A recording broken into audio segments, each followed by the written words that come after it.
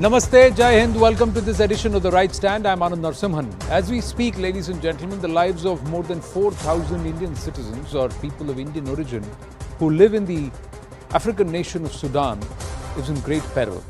That nation is in strife, and there are efforts to ensure and secure the lives of those who are now caught in the conflict regions. As violence between rival armed groups continues to simmer in Sudan, Indians stranded in the war zone.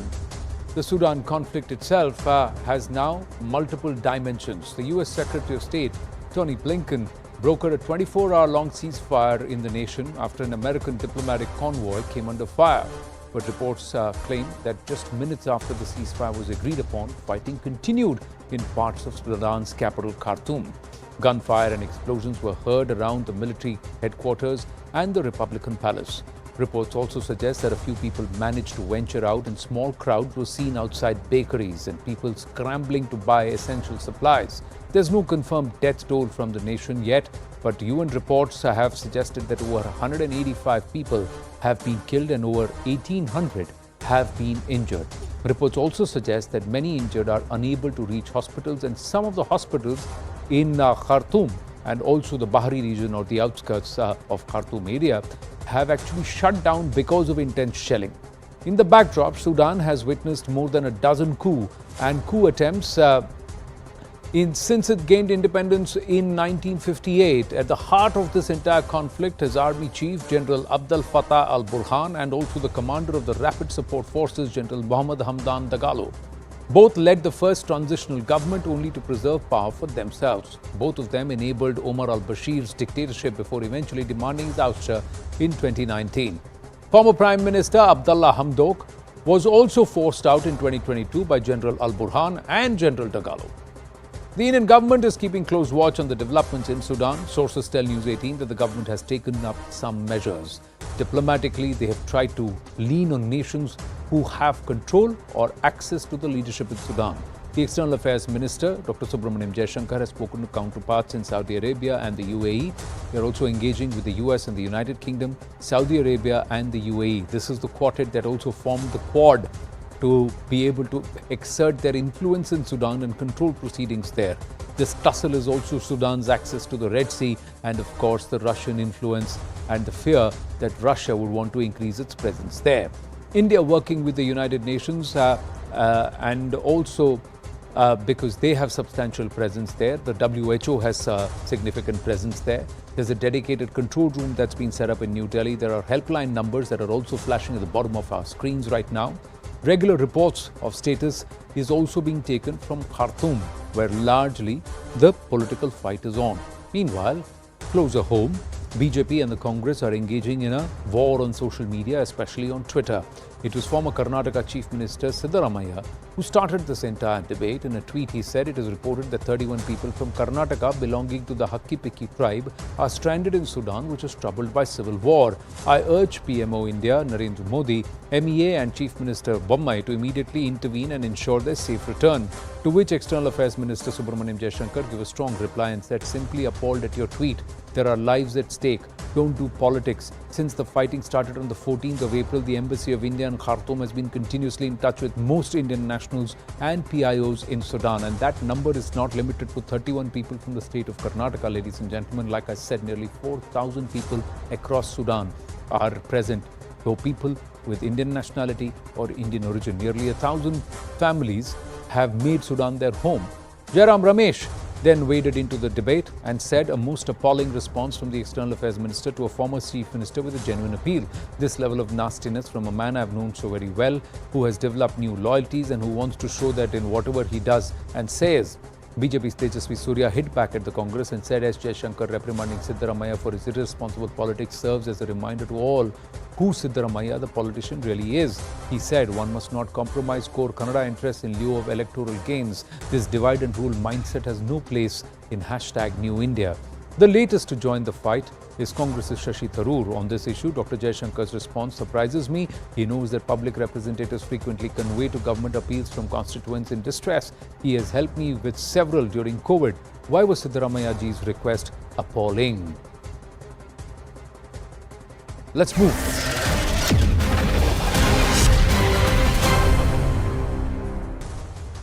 Let's try and connect with some of the Indian citizens who are stranded in Sudan. And we'll attempt. It's very poor internet connection, but let's try and see. नमस्ते, आपको मेरी आवाज आ रही है? आप लोग कितने लोग हैं और कहां पर हैं आप लोग? हाँ सर, आवाज आ रही है? 31 लोग हैं। हाँ जी। 31 लोग जी। इस घर में 31 लोग हैं। 21 लोग हैं और हमारी हालत पूरी बुरी तरीके से हम फंस गए हैं। हमारी हालत बहुत बेचैनी सी है। समझो कि हमारे को यकीन नहीं हो रहा है हम कैसे जी रहे हैं और गांव जाएंगे या यहीं पे मर जाएंगे, वो वाला डर हमारे पे घुस गया है। हाँ। आप लोग खार्तूम में हैं? कहां पर हैं आप सुदान में?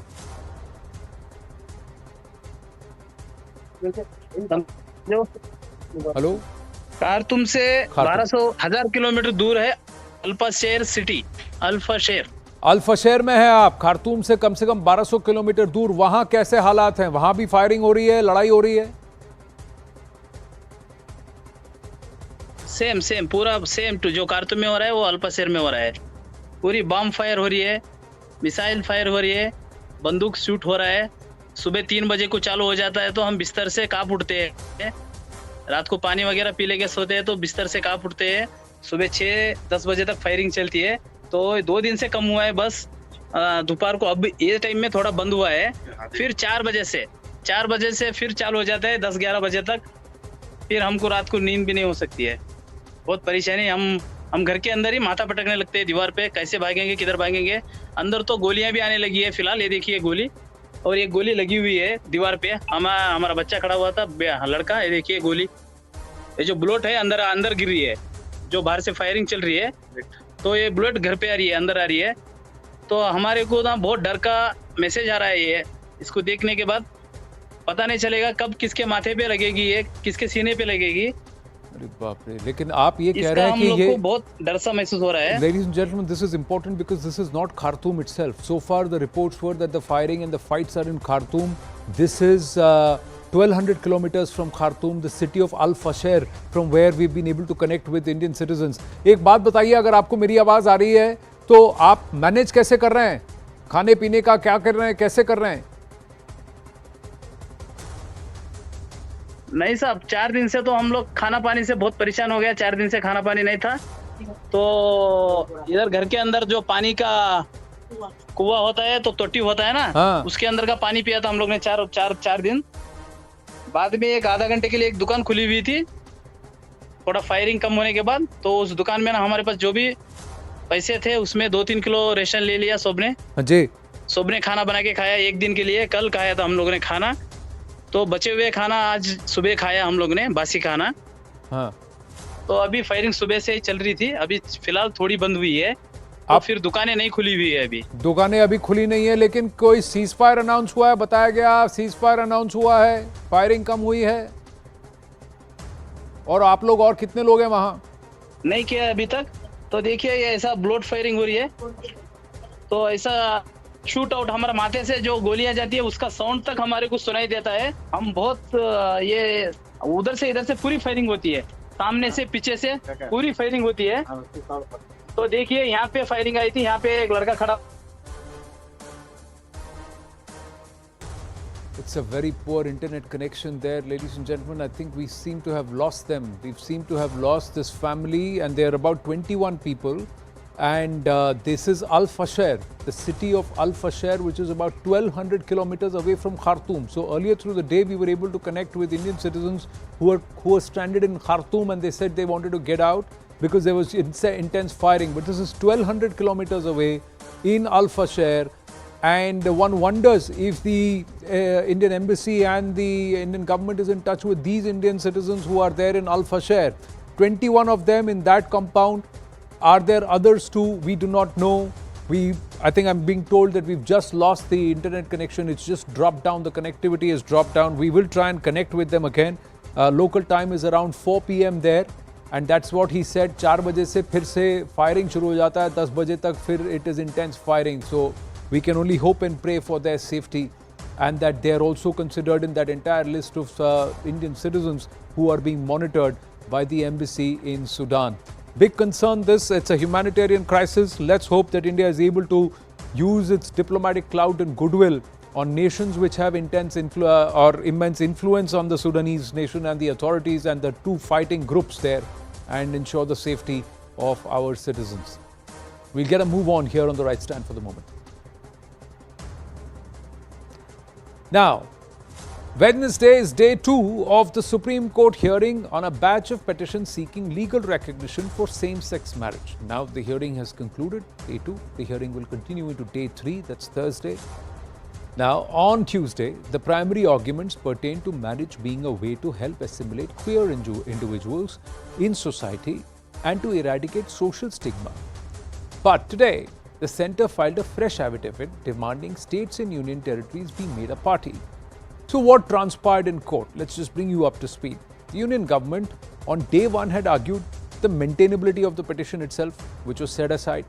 The government today argued that petitioners cannot claim a fundamental right for marriage equality to be recognized in the country. Further, the government said that marriage was a socially recognized union of two individuals that is governed by uncodified personal laws or codified statutory laws, and that the acceptance of the institution of marriage between two individuals of the same gender is neither recognized nor accepted in any uncodified personal law or any codified statutory law. The centre said marriage is a state subject and states must be heard too, as complex religious and indigenous issues are involved. The centre also cited that same-sex marriage could affect child rights too. Advocate Mukul Rohatgi, on behalf of the petitioners, argued that now homosexuals have the same right as heterosexuals after decriminalization of gay sex.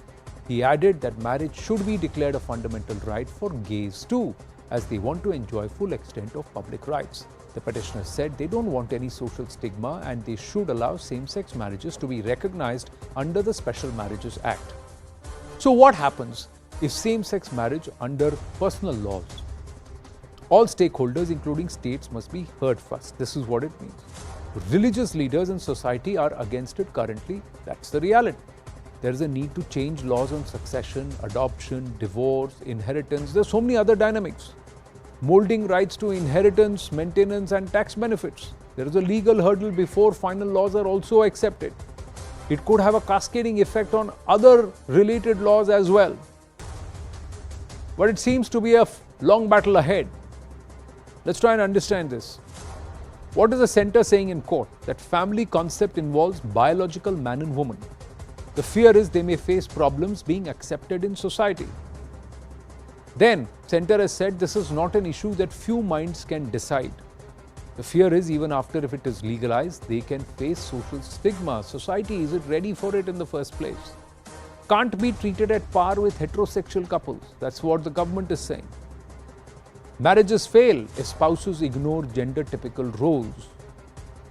And NCPCR has also made an argument. Kids raised by same-sex parents may have limited exposure. Parenting capabilities of same-sex couples have been questioned. And what environment is being built? Impact on kids' understanding of gender roles and identity. Same-sex child gets affected socially and psychologically. Of course, what the centre is saying, same-sex marriage is an urban elitist concept. The fear is they could be denied inheritance rights. Priyank Kanungo, chairperson NCPCR, is also joining us at this point. Priyank ji, namaste. मैं पहले आपसे जानना चाहूंगा, what are your grounds for opposing this? आपने क्यों इसका विरोध किया है? एक पिटिशन आपने भी फाइल की। देखिए, उस पिटीशन में कुछ लोगों ने इस तरीके की डिमांड की है, कुछ लोगों ने इंटरवेंशन एप्लीकेशन लगा के कि भारत में जो जुवेनाइल जस्टिस एक्ट है, जो भारत में एडॉप्शन रेगुलेशंस हैं, उनको बदल दिया जाए।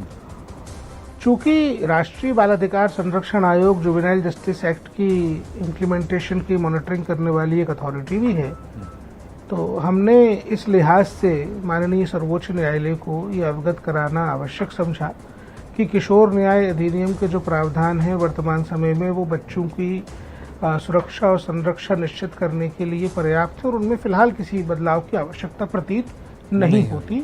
इसलिए इस पिटीशन के कोई भी रेपोक्रेशंस जुवेनाइल जस्टिस एक्ट के प्रावधानों पे ना आए, हमने ये निवेदन माननीय सर्वोच्च न्यायालय के समक्ष रखा है। प्रियांक जी, मैं एक और आपसे जानना चाहूँगा, एक तरफ यही उच्च न्यायालय है जो हर बात पे कहता है कि लेजिस्लेचर को कहता है, एग्जीक्यूटिव को कहता है आप कॉमन कोड की तरफ चलिए।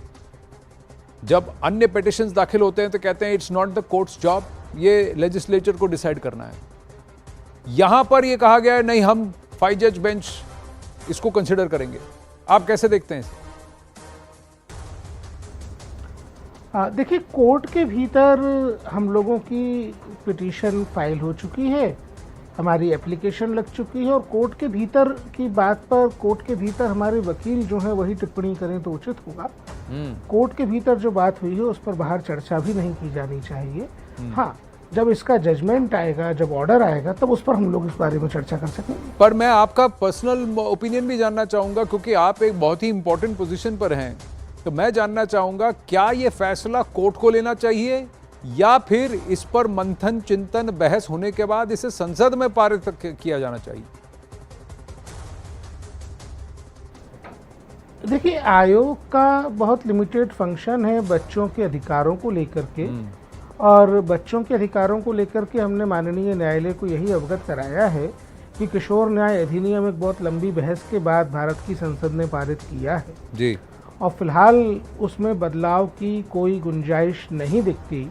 और मैं आपको यहाँ बताना चाहूँगा कि मैं गवाह हूँ, किशोर न्याय अधिनियम जब पारित हो रहा था उस वक्त मुझे दर्शक दीर्घा में मौजूद रहने का अवसर मिला था जी। और मैं बड़ी जिम्मेदारी से ये बात कह सकता हूँ कि भारत की संसद में सभी लोगों ने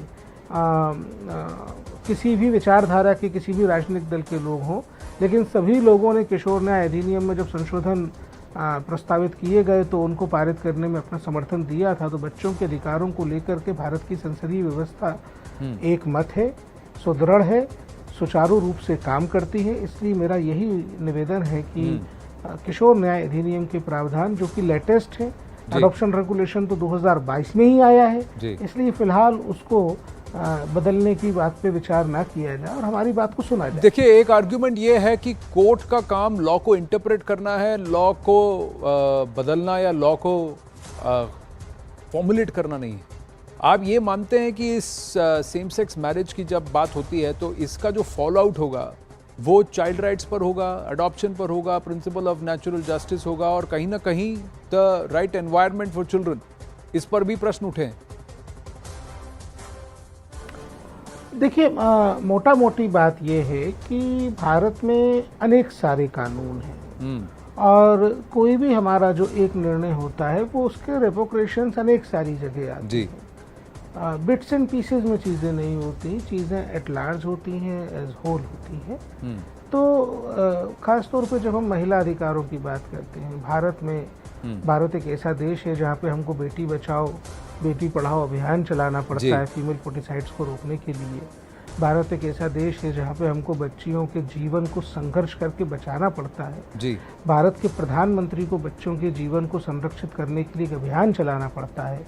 तो अभी हमारे देश की परिस्थितियों के अनुसार निर्णय होने चाहिए जी। और हमारे देश की परिस्थितियां महिलाओं को विशेष प्रकार के अधिकार देती हैं, बच्चियों को विशेष प्रकार के अधिकार देती हैं जी। तो वो अधिकार किसी भी रूप में किसी भी अधिकारों के ऊपर है।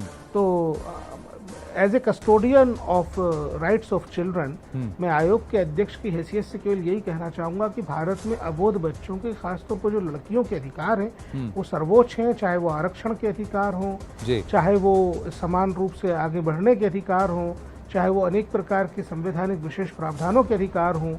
तो उनमें किसी भी प्रकार की अगर हम ढील देते हैं तो बच्चों के लिए खतरा होगा और हमको इसके लिए संघर्ष करना जारी रखना चाहिए। जी, मेरा अंतिम प्रश्न आपसे ये है कि ये एक मान्यता है कि समाज, संस्कृति, संस्कार, इससे संविधान और नियम बनते हैं, संसद बनता है। तो क्या समाज, भारत क्या इसके लिए तैयार है? समाज के सभी ढांचे क्या इसका सपोर्ट करेंगे? क्योंकि विरोध तो वहीं से भी हो रहा है, समाज से भी हो रहा है।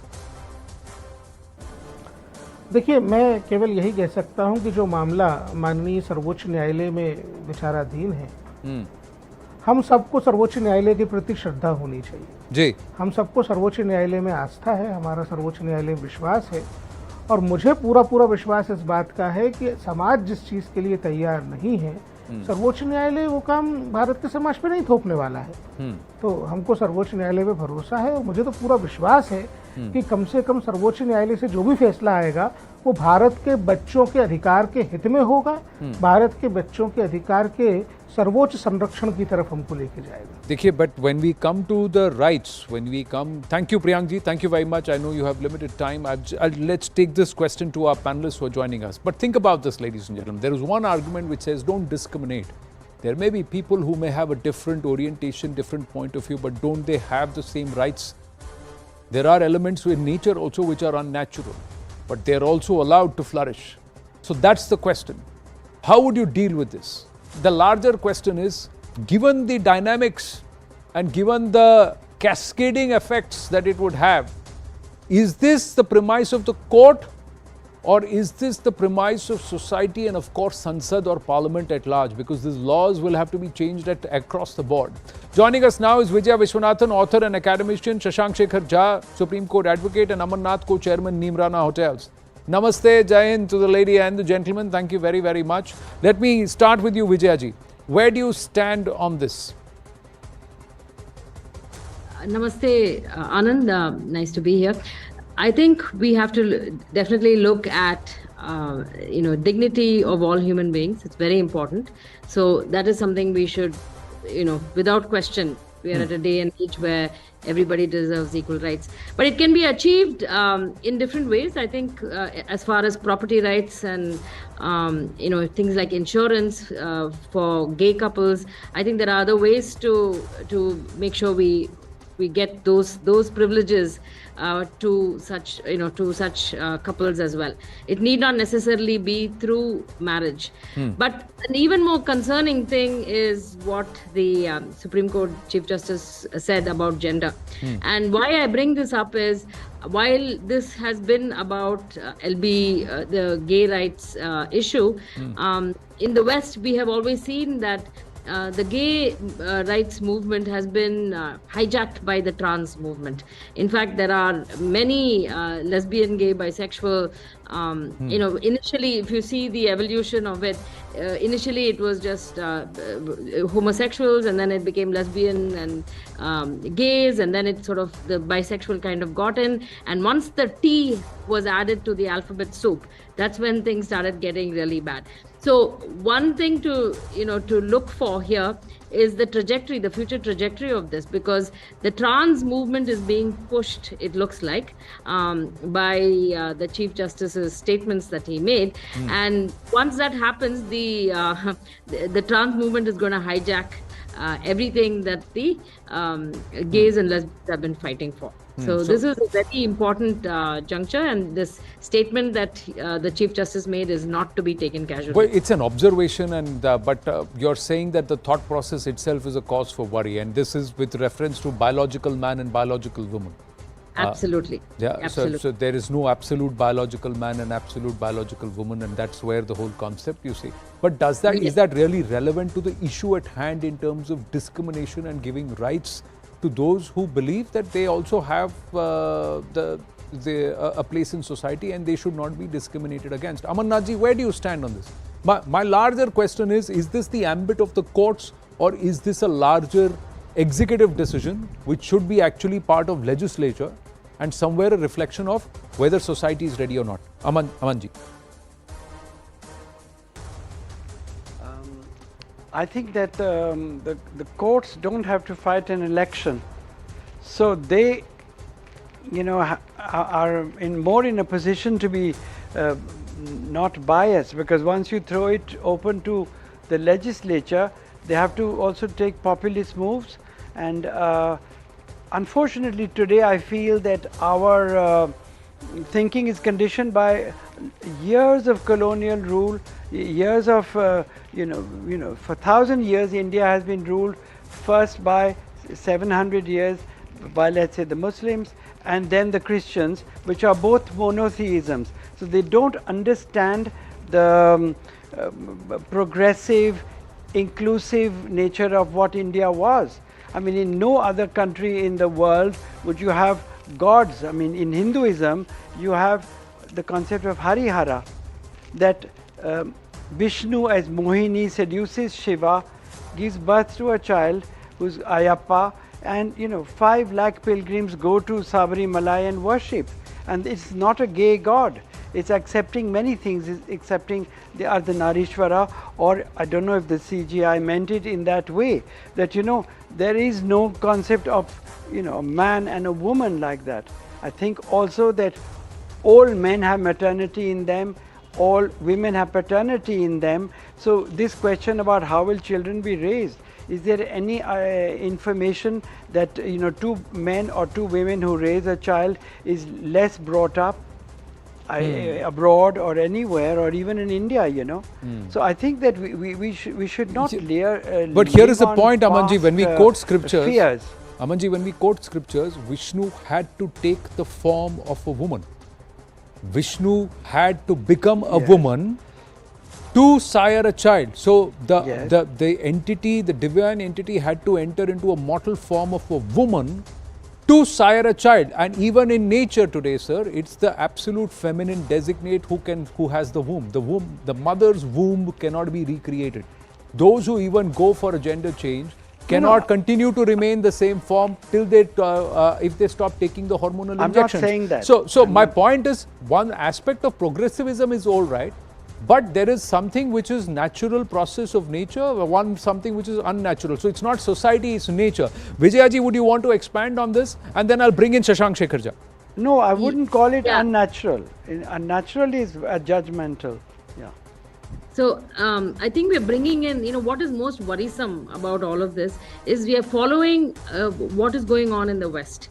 See, for uniform civil code, of course we don't talk about that, but all the other stuff, all laws, all the issues of the West, we bring down and we apply the same kind of lens and apply and look at law like this. I'm not a legal expert, but I can clearly see how critical race theory is coming into this in a very nice, subtle way. If some months back, there was this Supreme Court in the US, Ketanji Brown Jackson was the nominee for the Supreme Court in the US, and she was asked by the senator, what is a woman? There was a tense discussion in the US Senate, and this woman, she's a woman, and she said, I do not know. She said, I do not know what a woman is. And she said, one would need a biologist. And here we have our Chief Justice Chandrachud using sociology to talk about biology and asserting that gender is just a notion. These are big statements. These are not just casual statements. So, this is happening all over. Just like the US Supreme Court nominee said that she doesn't know how to define what a woman is, which the human race has known, for thousands of years. Correct. You ask a small child and they will tell you, what a woman is and what a man is. And such a basic thing that the Supreme Court, she's a Chief Justice now, did not know, and she herself being a woman. And here our Chief Justice says that gender is just a notion. So these are not from Ardhanarishwara or any of that. What the Supreme Court Chief Justice is essentially parroting things that Harvard social scientists have come out with. So that is what is troublesome, because we are still deeply colonized at the highest levels. That's what this shows. So the argument that Amanji was making, No, that absolutely. Jay, Amanji, please respond, and then Shashankji, I'll come to you. Ji. No, I want to say, actually, this is also a part of nature's plan. When you use the word unnatural, I think it's judgmental. Because if your chemistry is in a certain way, then that is natural for you. So you cannot, nobody can say to the other, it's not natural that you feel like this. Point taken. So I think that nature had a system. I heard a brilliant program that every 4th child in nature's plan is meant to be meant not to reproduce. So nature had controls like floods and all kinds of things. The Malthusian theory that if man doesn't look after, the humans don't look after their population, nature will control it. This is also a way of population control. It's not by choice that people become, they are manufactured that way. way. No, so you th- cannot respect that disagree with choice. that. The I Parliament disagree cannot with sit in that. judgment. Now, we can agree and disagree with that. My point is, whatever their choice, whatever their orientation, they need to have rights which do not cascade, and they cascade into all ambits of the legal framework or the societal framework. The other aspect is the acceptability has to be across the board and uniform. Now, unless we have a common code which defines all of this, then you will not be able to implement it in society. You can't set aside personal laws and say, let's just look at it from one ambit. Shashank Shekhar Jha, thank you for your patience. Where do you stand? And that's the reason why. Is it in the ambit of the court, or has it to be done? Does it have to be done by Parliament? That's where. Ji. Namaste, Namaste Anandji and other fellow panelists. Anandji, this case is a clear and blatant example of misplaced priorities. Now, India today has surpassed China in terms of population, but the same Supreme Court which is entertaining same-sex marriage today has declined to interfere in the population control.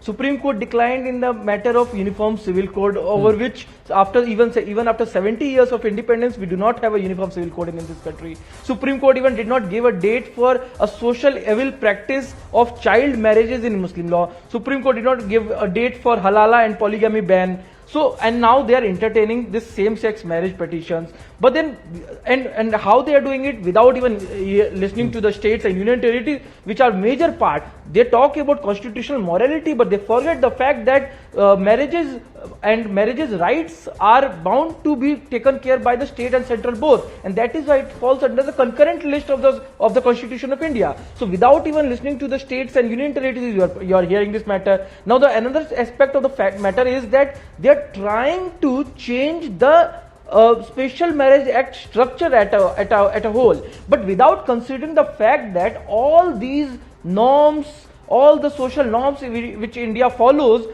has ultimately led to this Special Marriage Act. So can you do that? Because the objective of Special Marriage Act was very clear. If you go through multiple sections of Special Marriage Act, including section 21, section 15, etc., it will say that the objective of Special Marriage Act was for procreation, for family, for heterosexual couples, and it was derived from Indian society at large, because we could not reach to the settlement where uniform civil code could have been derived. So you had Special Marriage Act. Now when Supreme Court is going to this, how can it ignore the other aspects of marriages? For example, adoption, custody, inheritance, rights of women in the social structure called India. But my limited understanding of constitutional responsibilities or devolving of constitutional responsibilities, the Supreme Court is supposed to uphold, interpret, read and uphold the law.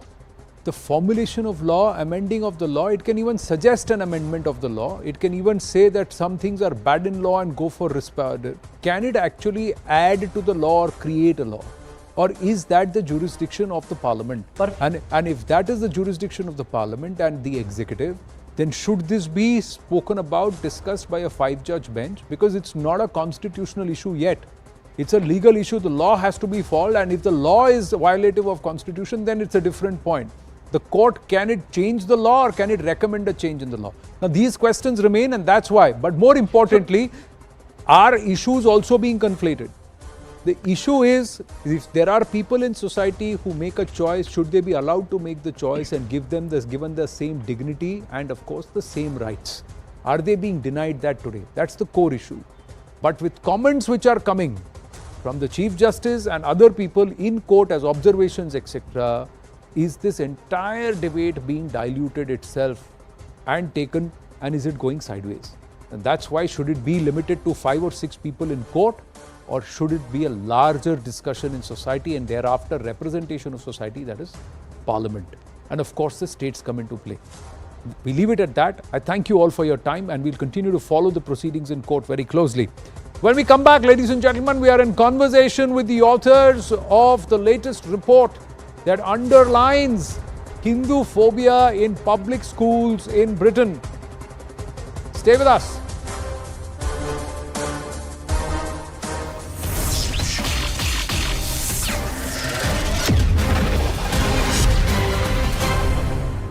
A purely religious matter, the reason why the Supreme Court struck down not allowing women of a certain age into that shrine was because it violates the basic rights of a class of citizens because of their gender, right? And the Supreme Court said that that is violative of 14 and 15. here again, you're violating the basic rights of any individual, rights that you're perfectly willing to give to heterosexual couples, basis the fact that they're sexually oriented in a particular way.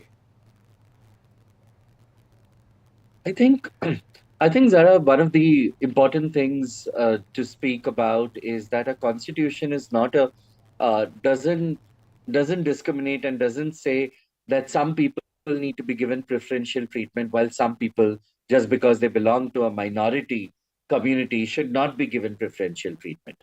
When it comes to marriage rights, that's how it is at this moment. There is enough evidence, enough and more evidence that LGBTQIA plus people, LGBTQIA plus families thrive as much as heterosexual families thrive. Whether it is about families with children, whether it's families, if you go in the West, of course you'll not get examples over here because here you can't really adopt a gay couple can't adopt a child. But if you go to the West, you'll see that a lot of people who have adopted, and they are as good or as bad as heterosexual couples. So the entire idea, let's not even get to adoption and other things. When we are sticking to marriage, just sticking to marriage, let me tell you that we cannot have preferential treatment given to a particular sexuality, whereas the other sexuality is completely left out. And marriage equality is our right, irrespective of what my genitals or my partner's genitals are. It's our right. And as long as two adults are deciding that they want to live together, they want to, to have the signing authority when one of the partners is dying. They want to have the right to buy. I think you can still take a bank account together, but taking a loan together, it's still a hassle. If they want to do that, it also means a lot of economic rise for India. Why would India deprive itself of this economy? Why would India deprive itself, its citizens, of these basic rights to love and to be with the one I love in legal matrimony? The argument put forth by the centre is that marriage in a country like India is essentially a religious construct. It is sort of solemnized by whichever religion you believe in, and therefore, in a country that is deeply religious conservative, this idea of legalizing same-sex marriage may not fly. A majority might actually resent such a move, and therefore, the centre is arguing that same-sex marriage should not be made legal. How would you counter that argument? I would say that our country is known for its secularism, its diversity and its inclusion. The fact that a special marriage act even exists is, is a certificate to the fact that we consider that there are people with different religions who are part of this country. As far as the laws concerning the Hindu Marriage Act and the acts around marriage, the personal laws, while we may not have legal sanctity going through that route, it is not like Indians are not getting married under religious customs. They are very much getting married abroad and within the country as well. Enough news reports will show you that. It is only that we don't have legal support. At the moment, I understand that the court wants to restrict themselves to a special marriage act, but even otherwise, there is definitely room for including our community. So let me ask Paras Tomar, if the court, and this was something that came up in the conversation in court today, where the CJI was of the view that it may be better to look at it purely from a point of view of the Special Marriage Act, where it says any two persons who want to get married can get married. It is a civil contract. It is a civil union, if you will. If you go that route, the problem is then you're still not solving the issue of same-sex couples getting the same rights by marriage as heterosexual couples do, whether it is right to property, right to inheritance, right to alimony. All of these are not settled if you merely look at it from the point of view of the Special Marriage Act. Yeah, it actually feels like abject tokenism, where it's almost like a little bone that will get thrown. But the thing is, as a citizen of India, as a proud citizen of India, as a tax-paying citizen of India, I think we're all at a point now where we're now demanding these equal rights, right? And it's very important. When I was hearing that argument, the fact that they talked about the fact that this was just an urban elite phenomena, I think my eyes rolled so hard because LGBTQ, the T The transgenders, that community talks so openly and vocally about the fact that they don't get jobs, that they have to become sex workers or that they become beggars. So, when I was hearing about this whole urban elite phenomena, it just feels like a construct where they very conveniently want to look at one side making the argument. Sure, there could be extremely poor people who are gay, but they're probably not coming to the forefront because they don't have livelihoods, they don't have money at the moment. At the same time, the other counter argument is, even if it is an urban elite phenomena, which it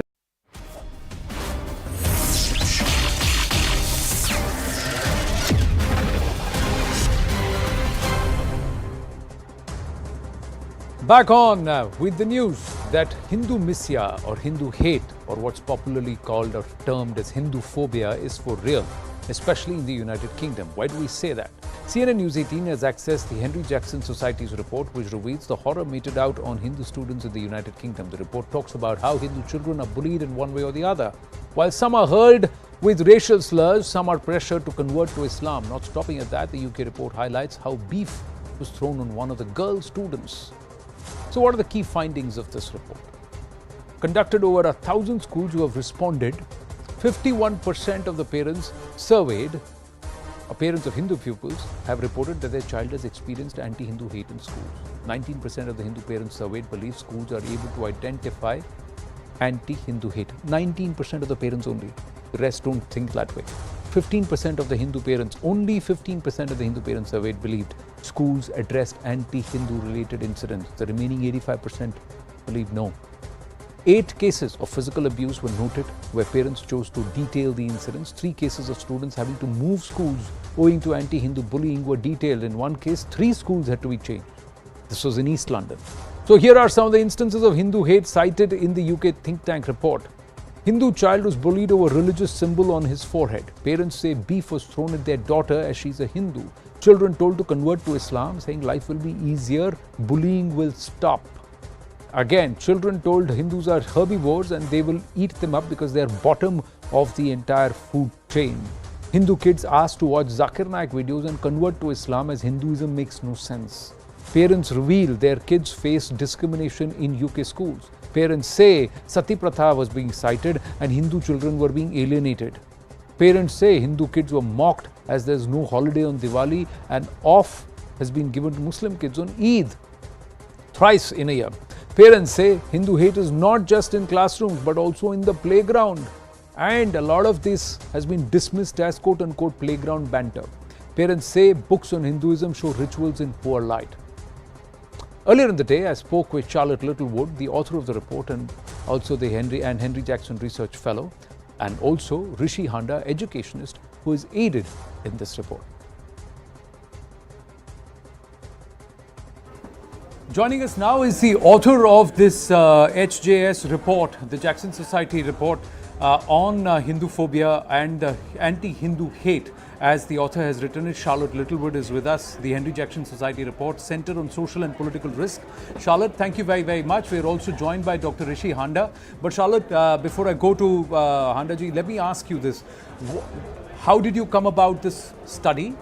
And take us through the process, how much time it took. Thank you so much for having me on today. We came to look at this issue on the back of the unrest in Leicester last year between Hindus and Muslims.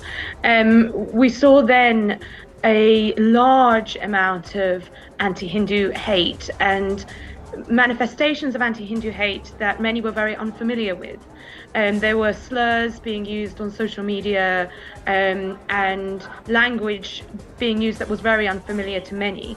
And in fact, it inspired us to look at more detail at this issue and realize actually there is little to nothing written about the Hindu experience in the UK, and nothing that can be found on anti-Hindu hate in the UK in particular.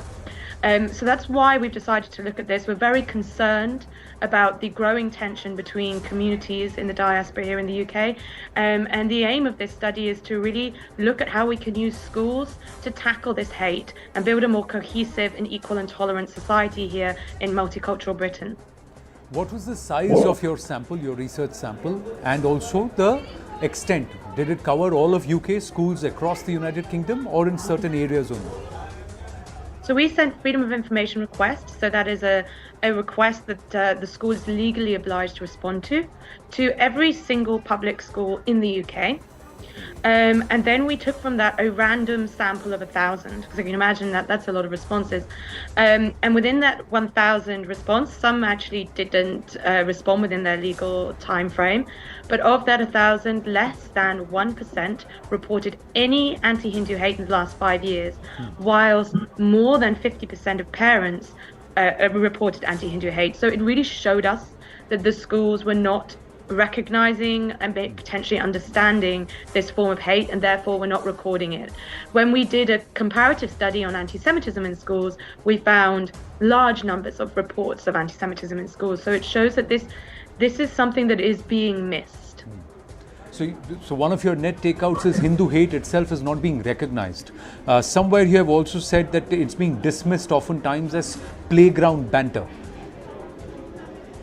I think what's really shocking and is going to take some deep reflection, and our recommendations heavily focus on this and how we can improve the religious education in schools.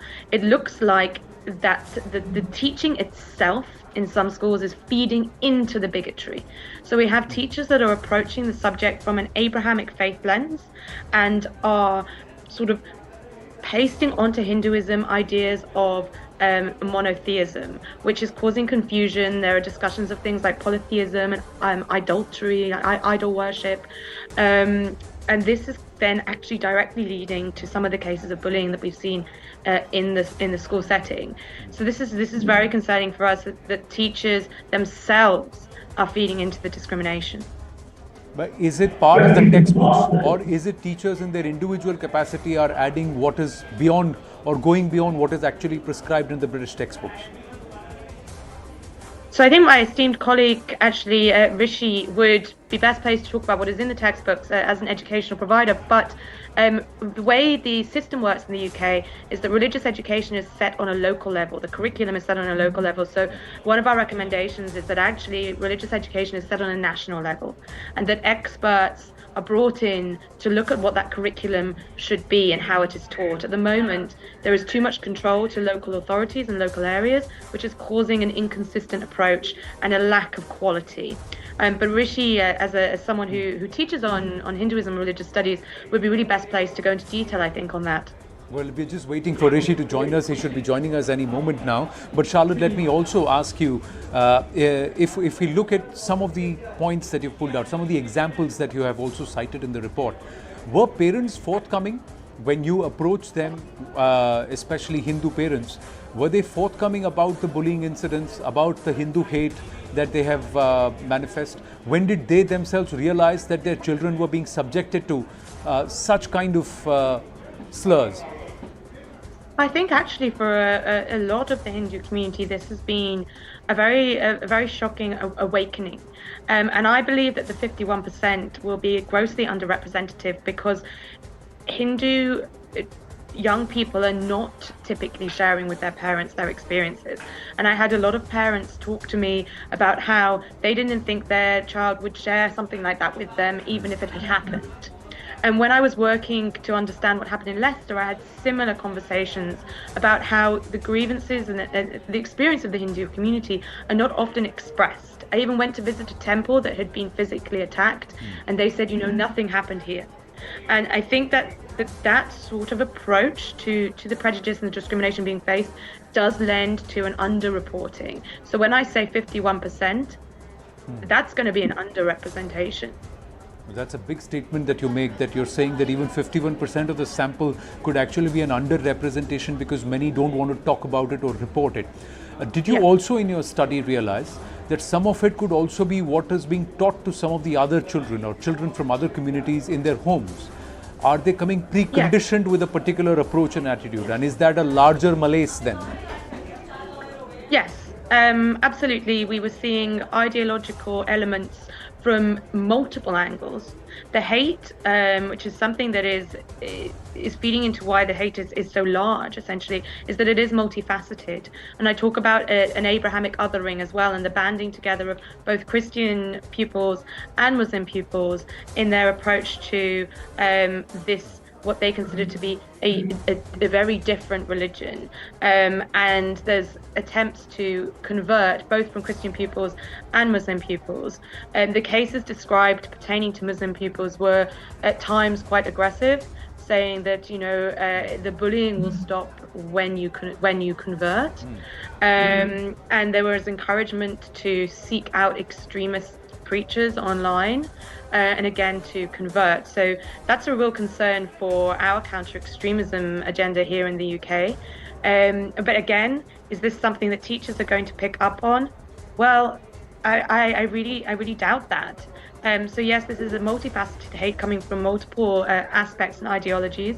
There was sort of typical, I don't like to use the word typical here, but a more typical racism that I think schools would be able to identify, sort of anti-skin color and generally anti-India and anti-Hindu, through to very specific, context-specific slurs and religious-specific attacks that I don't think teachers will be equipped to recognize. There was the case of the young woman who had beef thrown at her for being Hindu. Now, whether that would be understood by the school as a bullying incident in the school, but they wouldn't realize the undertones of that being anti-Hindu, that's something I would really like to look into more.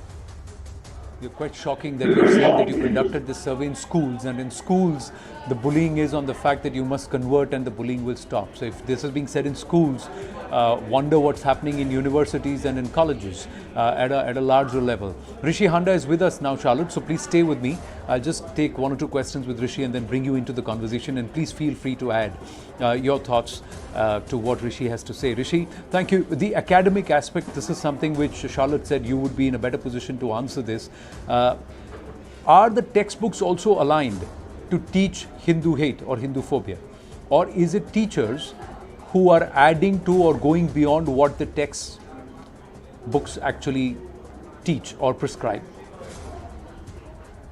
I think there's two aspects to this. The textbooks themselves, in a way, one could say explicitly they don't seem anti-Hindu. But really, my issue with this is the framework, the very framework which the entire Hindu narrative or the entire Hindu education is being put forward. It's within the context of an Abrahamic framework, in the context of a post-Enlightenment framework, a modernist framework, and really what it does is it takes a very reductionist approach, and essentially converts this entire civilization into just one little box of a religion.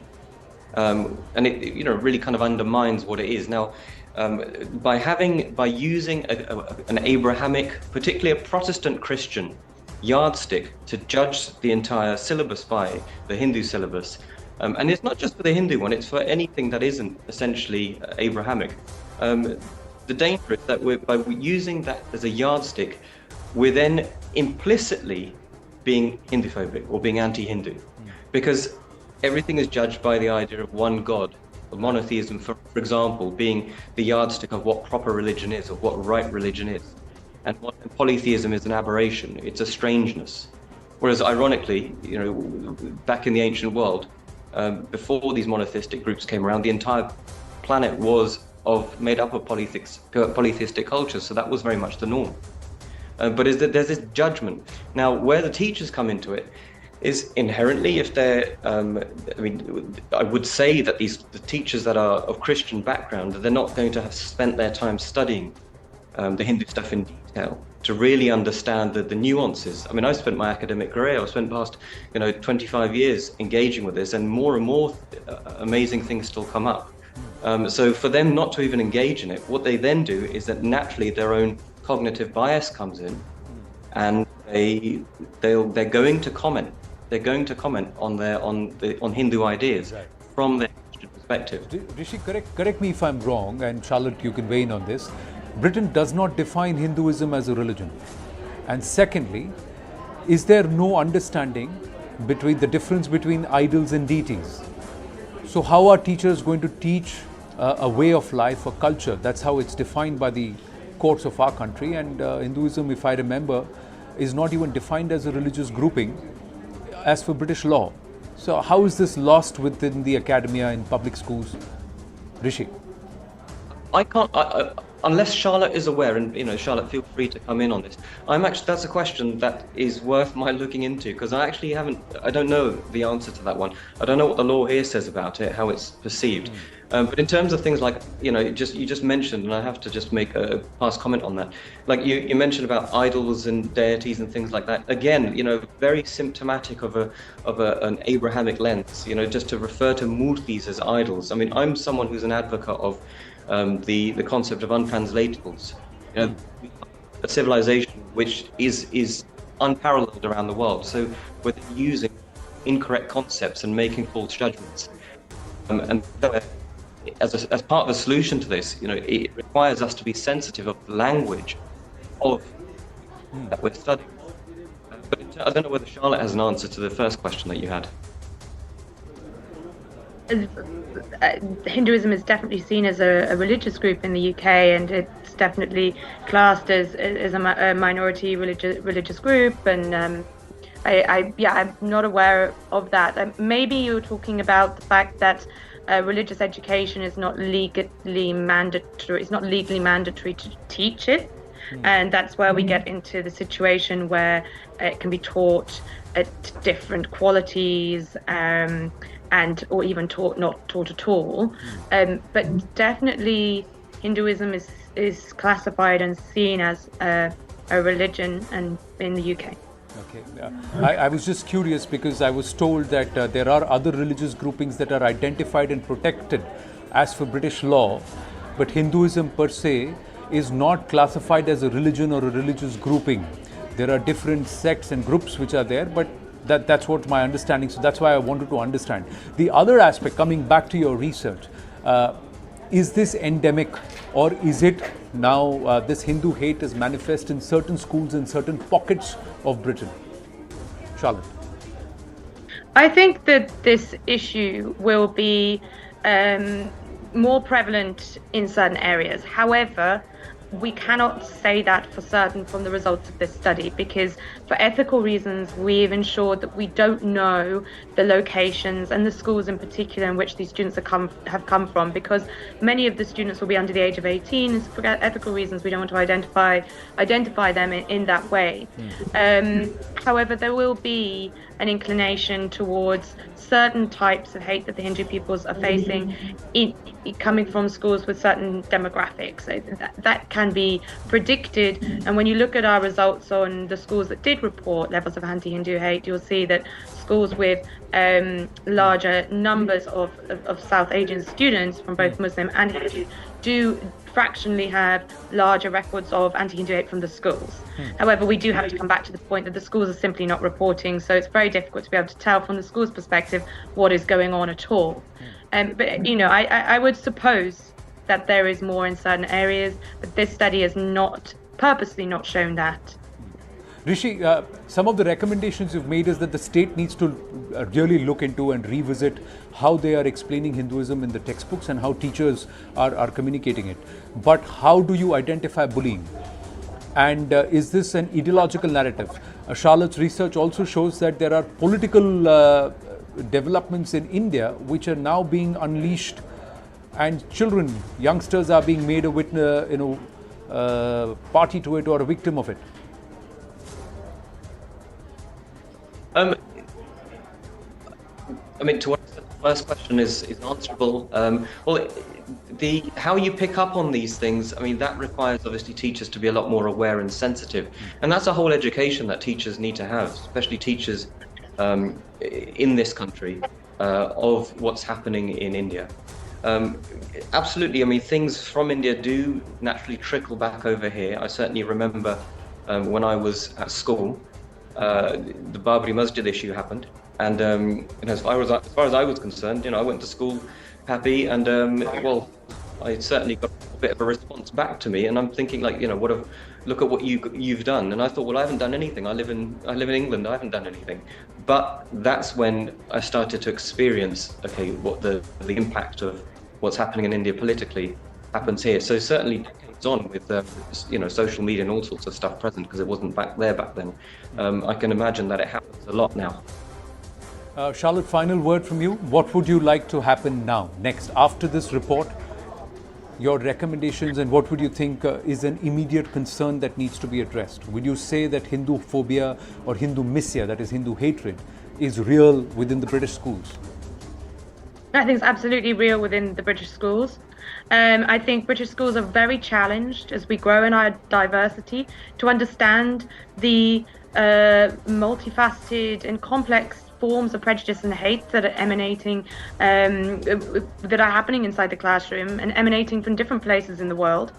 And although this sounds onerous, schools are best placed to tackle these issues. And I think if schools can be upskilled to understand what their pupils are facing in their classroom, then we will get to a better position where we are less likely to see things like Leicester in the future. So the main of our recommendations are about supporting schools, upskilling schools to understand the conflicts essentially that are playing out in their classrooms, and how to best ensure that we have a cohesive and tolerant UK going forwards. Charlotte and Rishi, thank you very, very much. Let's hope that your report is taken into consideration and there are some serious changes that are effected so that you have a multicultural, diverse and perhaps a peaceful and a more cohesive diaspora in the United Kingdom. Thank you very, very much.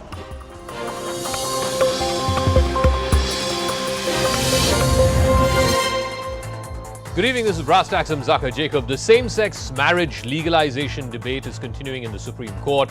At one point during the hearing, the Chief Justice of India, Justice D.Y. Chandrachud, told the Solicitor General there is no concept of an absolute man or an absolute woman, and that a man or a woman cannot be identified just by their genitals alone. Now, the question is, this is a hearing about equal rights for homosexual couples as extended to heterosexual couples. Why then is gender fluidity, which is completely unrelated to the rights of same-sex couples, why is that being brought into this debate? Why are Western, woke, and fiercely contested ideas, even in the West, being brought in not through society and not through societal change or societal conversations, but through courts, almost like a fiat through the courts? Is it the job of the court to be interpreting the law or to be opining on sociological and biological matters? And you can say, yes, it was just an observation made by the Chief Justice through the course of this hearing, but observations also have weight. Maybe not legally, but certainly on the front pages of newspapers, on primetime debates, they certainly do carry weight. But first, the story.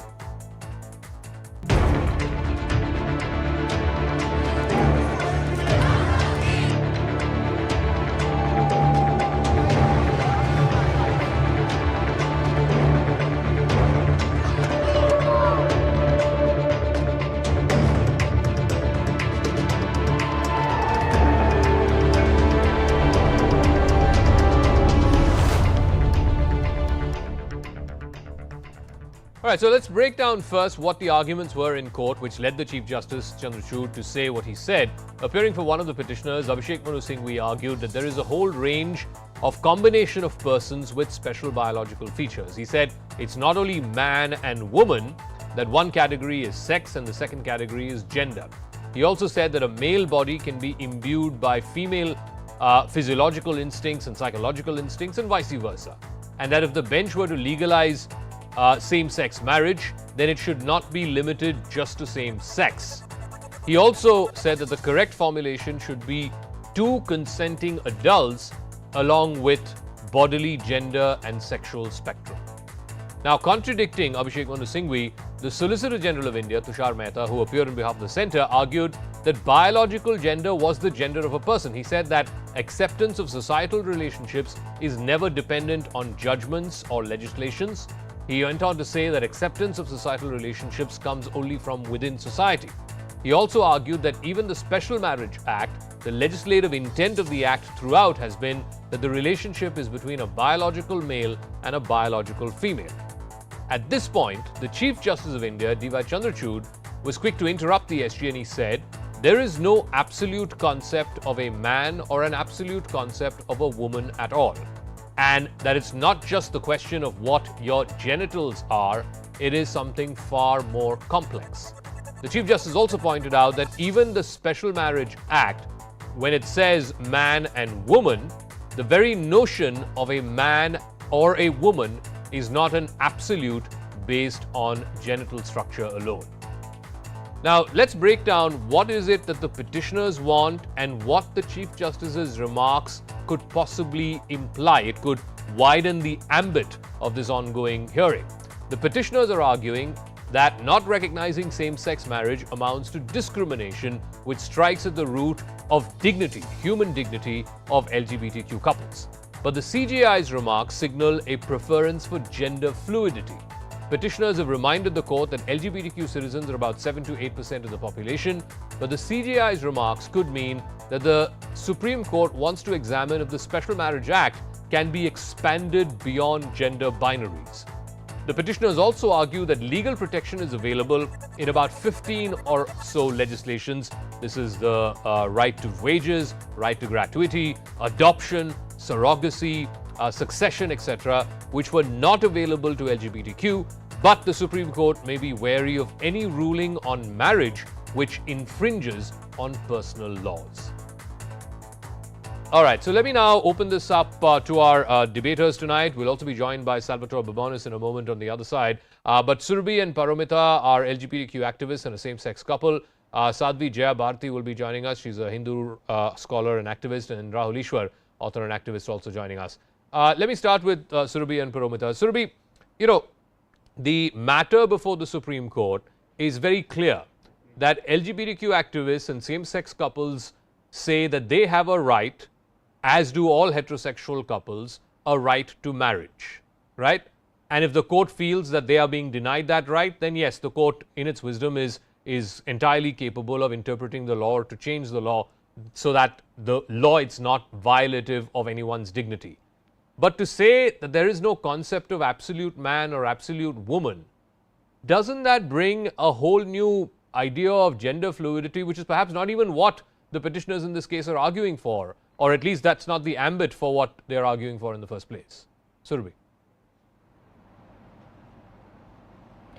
I agree to that, but gender fluidity does exist. So, the Chief Justice of India, Chandrachud sir, saying that there is not absolute concept of a man or a woman is very true, because we have trans people as well. We have transgender people, trans man, trans woman, who are biologically not man or a woman, but they can take hormones, they can go for SRS, that is sex reassignment or reaffirmation surgeries, which is also the reality.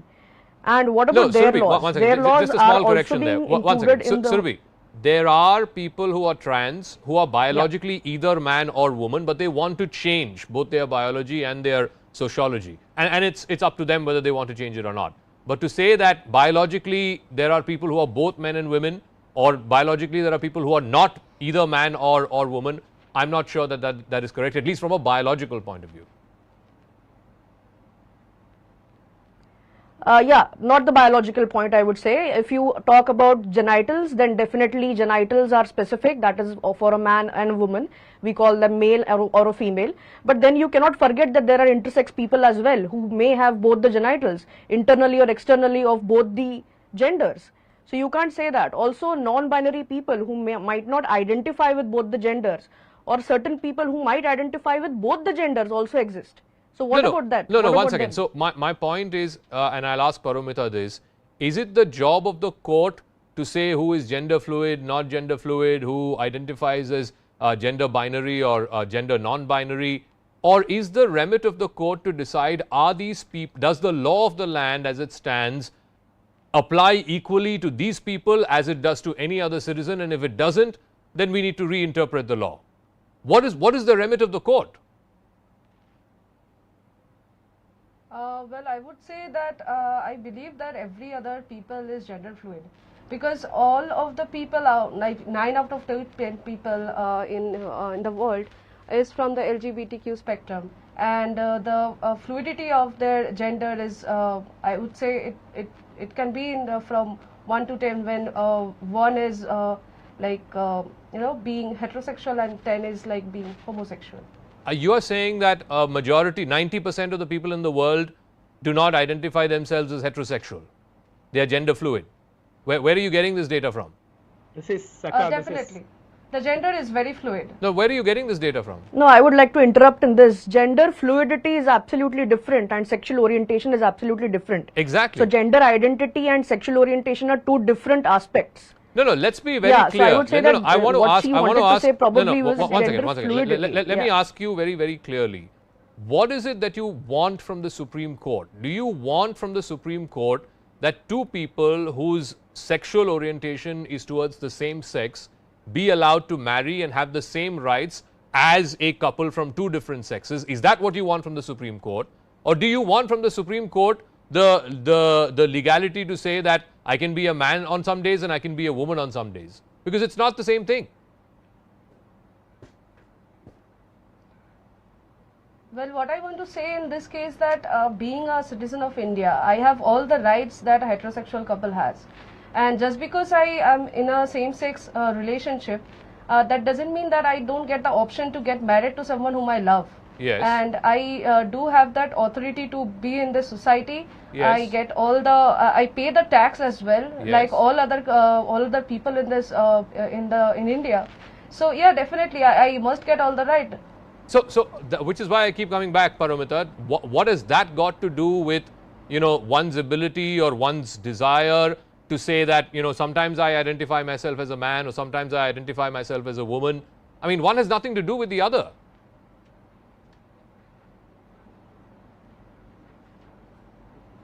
Okay, so let me go to. So, yes. Okay, let me go to Rahul Ishwar. Rahul Ishwar, I don't want to get into the religious construct. Okay, that's every religion. I said this on yesterday's show as well. I think every religion in India opposes same-sex marriage. Hinduism opposes it. Christianity opposes it. Islam opposes it. I'm looking at this purely from a legal point of view. All right.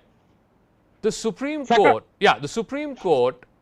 Yes, it is the job of the court to see, are there citizens in this country to whom fundamental rights are being denied because of their sexual orientation? And if they are being denied, then yes, the corrective action needs to be taken. But for the Supreme Court to say that gender is a fluid construct or that there is no absolute man or absolute woman, I mean, first of all, these are, forget about the fact that for a moment that they are Western ideas, they are woke ideas, but even in those Western societies, these are extremely contested ideas. It's not a universal idea. Absolutely, Saka. Two submissions. One, we earlier spoke of gender, then moved on to gender neutrality, gender fluidity. Now, with due respect to Honorable Chief Justice, he is going to a space of gender nihilism, saying that these things, an absolute man and female doesn't exist, is scientifically inaccurate. And I apologize for using this word. He is going into the terrain of wokeism, which is very unfortunate. Even in US, there is a huge debate regarding the entire thing. See, I respect homosexual community. I am against homophobia. I am against any kind of discrimination. But we are all afraid whether, our liberal spectrum is stretching is too much. I don't want to name the person. That's the reason why I use the word liberal spectrum. The liberal spectrum is taking it too much and stretching it too much. The elasticity is being tested to this extreme end. That's the reason why these kind of statements saying that there is no absolute concept what of do man you and say? woman. Okay, Rahul. So what do you say to people? And there may be some of them who are born as a man but identify as a woman, or vice versa, born as a woman, identify as a man. What would you say to them? Do they not have rights? What is it? So they have rights. That's a variation in behavior that needs to be studied. Even in animal kingdom, there exists such kind of example, which is a deviation or a variation. I wouldn't use any other word which is offensive to the community. I respect LGBTQIA, but at the same point of time, there is a serious debate, even in scientific community, scientific circles regarding this. That's the reason why our submission is simple. Let the parliament debate this more. Let the will of the people also come. Let us debate it at the temple of democracy. But with due respect, some people in our judiciary, and with due respect, with great respect, our Chief Justice wants to take it to a very liberal extreme, which is even too woke for even the US spectrum. Okay, before I go to Sadhvi Jaya, let me go back to Surbhi and Paramita. There are gender as a construct, right? There are gender specific constructs and there are gender neutral constructs. Let's say, for example, to get employment in a job, right? There is no gender specific. If you are the best qualified for the job, you get the job. If you want to get admitted to a college, if you qualify for the asks of the university, you get in there. But there are gender specific constructs as well, Surbhi and Paramita. The usage of bathrooms, that is gender specific. Tomorrow, if you're going to say, oh, I'm a man on Mondays, but I'm a woman on Wednesdays, so Wednesdays you should allow me to a woman's toilet. I mean, how does that work? How is it going to work? I know it is difficult to understand socially, but if we try to understand psychologically or psychiatrically, and being a psychiatrist, I work more for mental health and I speak more about mental health. So I think if it is okay for a person to feel like a man on one day or like a woman on the other, and wants to dress like a man on one day and dress like a woman on the other, I know it is hard for the society to digest, but why not just accept it? I don't think it is very hard to accept somebody who may want to have long hair on one day or may want to cut all the hair on the other day. No, but are you going to allow that person on one day and may not want to wear makeup on one day? Once again, are you going to allow that person to use the women's restrooms on some days and men's restrooms on another?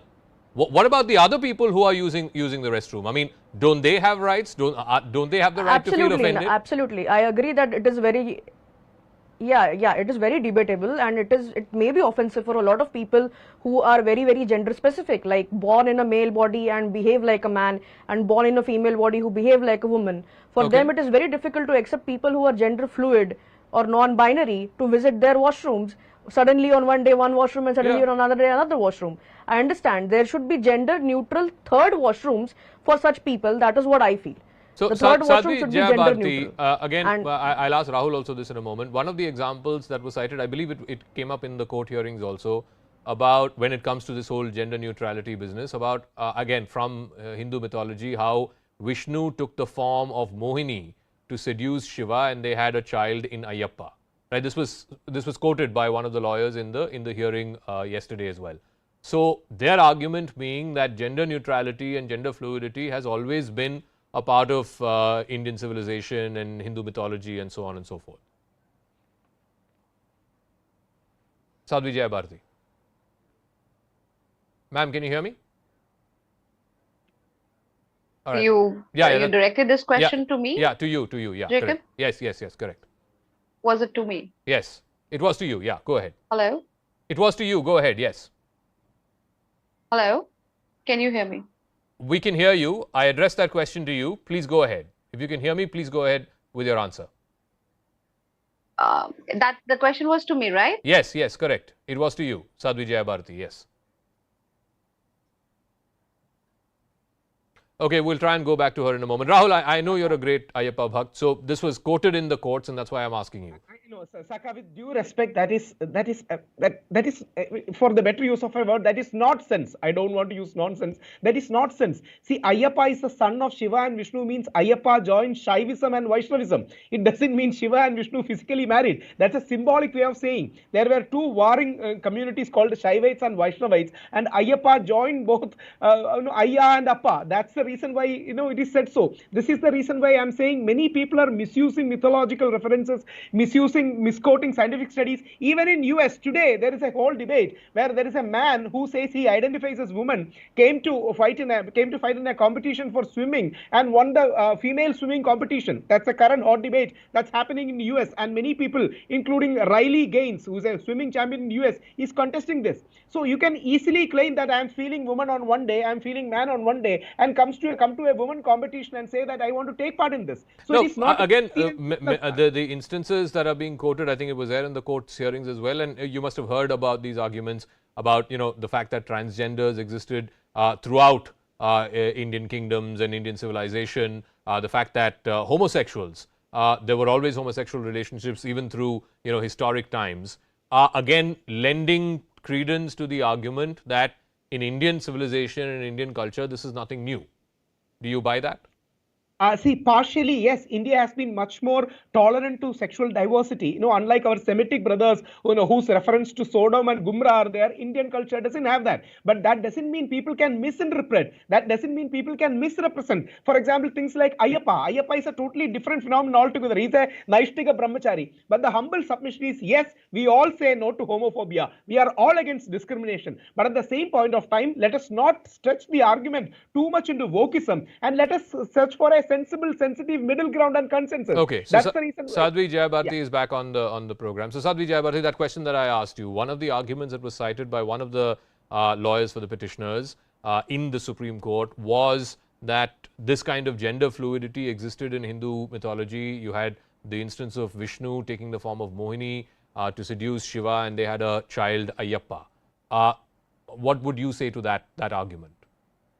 Well, that's as much a claim. Like I would answer that in the second term, and where I would like to come first here is, I've been following this discussion on the panel, and what I find is, like, whether it's gender identification, fluidity, or whatever, jargons or terms that we are using, everything, even in the court of law, and not even in India, elsewhere in the world also, it is only a basis of claim, because I identify myself like this, so I should have rights equal to you. It is my feeling, it is what I want. Nothing whatsoever has been tested socially. No studies have been conducted about the, like, what would be the impact on the social fabric or in the social structure. It's only, the whole thing is all about claiming. I claim my want because I'm paying a tax. I want to claim this because I'm a citizen, I'm born here. That's why every other institution, whether marriage, whether relationship, or everything, even in the books of the law, if you study every right that the constitution gives us, it has certain caveats that this is subject to that. It should not create a public nuisance. It should not create that. It should not affect that. It should not be affecting other. No right is an absolute right. No right comes without a caveat. It nothing in this context has been studied or examined in the, like, because nobody is living in isolation here. What we do impacts the other person. So no social study, no research, nothing has been conducted. It is individual beliefs. It is individual So the claim, ma'am, the claim of the LGBT community, the claim of the LGBT community is they are being discriminated against by heterosexual people, and the same rights are being extended to heterosexual people. That is their position. You cannot deny the same set of rights that one set of citizens get. You're denying that to another set of citizens. No, I'm not. Nobody is denying anybody anything. You went to the court of law and you're saying that this should be legalized. Nothing in, even I'm saying it, I'm repeating that again, that whether it is right to relationship, marriage, anything, whatever comes in the book of the law, you went to the court of law. So court takes a long route in passing a law, and there is a lot of debate, not only a lot of study goes into it about the social impacts. Nothing here has been asked, but neither court has directed anything to the sociologist or institution to go into a deeper study about the impacts, what are the demands, what will all it entail on the institution of the family, or to the offsprings, or to the children, whether a child has the right to both, a female parent and a male parent, or whether it has the right before, who defines his right, whether what kind of parent he would want, a gender fluid, what would his choice be. Nothing in this sort. I'm not saying anything in for or against, but no study has been conducted and nothing has been given socially. Coming back to the question that you have asked me, when you quote something, you do not quote an event in isolation. That and Rahul Ishwar has explained it very well, that you just cannot use a particular part of a religious text just to, again, what I say is, endorsing your claim. It is altogether a complete historical story is altogether different. If you use it to it, then probably I might quote something else from the same text that may be a counter argument. So this should be left there. Okay, so let me go back to Surbhi and to Paramita. I want to come back, like, for example, what we're seeing in sports. I think somebody referred to this. First in swimming, then I think we started seeing this in athletics as well. When trans women started competing, initially everybody welcomed it because that was the politically correct thing to do. But now from within the sporting community, from within the athletes themselves, there is great opposition to trans women taking part in the same sport as normal women do, or as cis women who identify themselves as straight. Yeah, to that I would like to add that if biologically a person is a man and then that person identifies as a woman, that is a trans woman, so definitely it would be difficult for the cis women to compete with the trans women, because the trans women still have testosterone and the other hormones that a male does, and they would definitely be more physically powerful as per their attributes. And that is the reason I think it is very debatable, definitely, that the cis women do have this issue, that why should trans women be competing with them till the time, until and unless they have completely transitioned to a biological woman. No, so that transition, I guess, is a medical process, it's a biological process, and I'm given to understand it takes years. The point is that, you know, for one person to attain this level of fluidity, the rest of society has to sort of make has to make way, has to accommodate, and has to have the same yardstick as in the case of sports events, for example, which I outlined. You cannot have a cis woman compete with a trans woman, which is why now you're seeing pushback. Yes, in that I would like to say that trans women can compete with trans women. It can be that easy. But at the same time, I would like to correct you in one thing, that I know that it takes a lot of years for the transition, but once that person has completely transitioned, that is completely finished with hormone therapy and completely finished with the sex reaffirmation surgery, then that person would be completely a biological woman and shall have the attributes of a woman. So then that trans woman who is no longer trans, even there, who has already transitioned, can compete with other cis one second, is it fully, I mean, is there a full transition? Even a person who was born as a man then transitions into a woman, childbearing does not happen, right? Correct. So, I mean, my point is that, you know, who decides this, and where do you draw the line? Tomorrow, I mean, tomorrow you can say, you know, trans is a community, is a minority, therefore there should be reservations for trans folks in jobs and in colleges. I mean, where does the line stop? And in any case, like I said right from the start, this has nothing to do with the same-sex marriage legalization debate, which is in front of the Supreme Court. Give me a moment. Yeah, to that I would like to add that, you know, what happens. Yeah, go on. Okay. Yeah, Paramita, go on. Finish your point and then I'll come back to Sadhvijaya. Yeah. Sorry, Surabhi, go on and then I'll come back to Sadhvijaya. Yeah. So, to that I would like to add, sorry, I almost forgot the question because of the interruption. No, the question is, are we moving in a direction where tomorrow, you know, trans as a gender is going to say that we are a minority? Obviously, the numbers are fewer than, you know, the cisgenders, but trans as a gender, we are a minority. Therefore, you know, extend us quotas for college admissions, for jobs. Where does one draw the line here? Yeah, it is very difficult to say where to draw the line. I know that it is very difficult to say. In this, I don't think the trans people are asking for something different. They are just asking for equal rights. And in that, I do agree with you in that sense that a trans person may not be, you know, competing maybe with the physical attributes that they have with cis people. So that, I think the line should be drawn there somewhere. But after the transition, probably, yes, they can compete if given a chance. Rahul, and scientifically speaking, you know, one of the other one of the other problems I have is, you know, if you look at laws of, let's say, you know, harassment against women or violence against women, it's clearly identified as, you know, a gender, the gender in this case being woman. Tomorrow, if a trans woman, you know, harasses a cis woman, she can claim mitigating factors saying that I'm also a woman.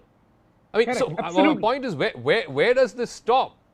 And somewhere a line has to be drawn. We all respect and accept that a room should be built for more accommodation. But there are some people in the judiciary who feels the entire edifice should be broken. It should be sabotaged so that something new can be created. That's very unfortunate. There is a conventional system. Huge majority of people are in this particular system. We need to accommodate and respect that. But yes, we need to be inclusive. We need to be more accepting. But the present line of going is too aggressive, too bullying, and I hope that kind of wokeism doesn't get upper hand, because it will be damaging for the entire social fabric. Sadhvijaya, I'll give you the final word, and I keep going back to this. You know, these ideas of trans and, you know, sometimes identifying as a male, sometimes identifying as a female, is not a universally accepted concept even in Western countries, right? It is a small section of people who believe in this, who are fierce advocates of this.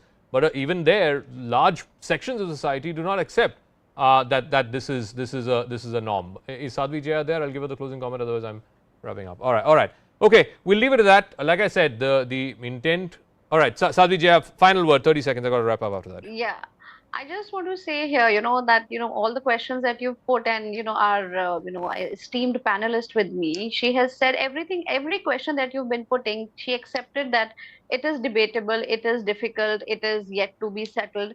So every argument that we are bringing is like, it is yet to be settled, it is yet to be accepted, it is yet to be, put across in a social fabric.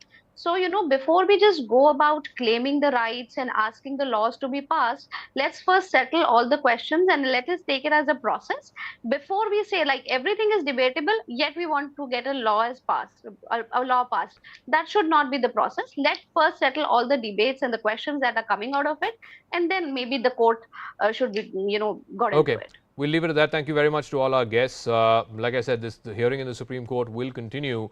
It seems like, given the nature of the arguments there, and of course these are observations, but there could be potentially an expansion of the ambit of the matter that the court is hearing, and that is not what the petitioners are asking, and I guess that just opens up a Pandora's box in a way that none of us are prepared for.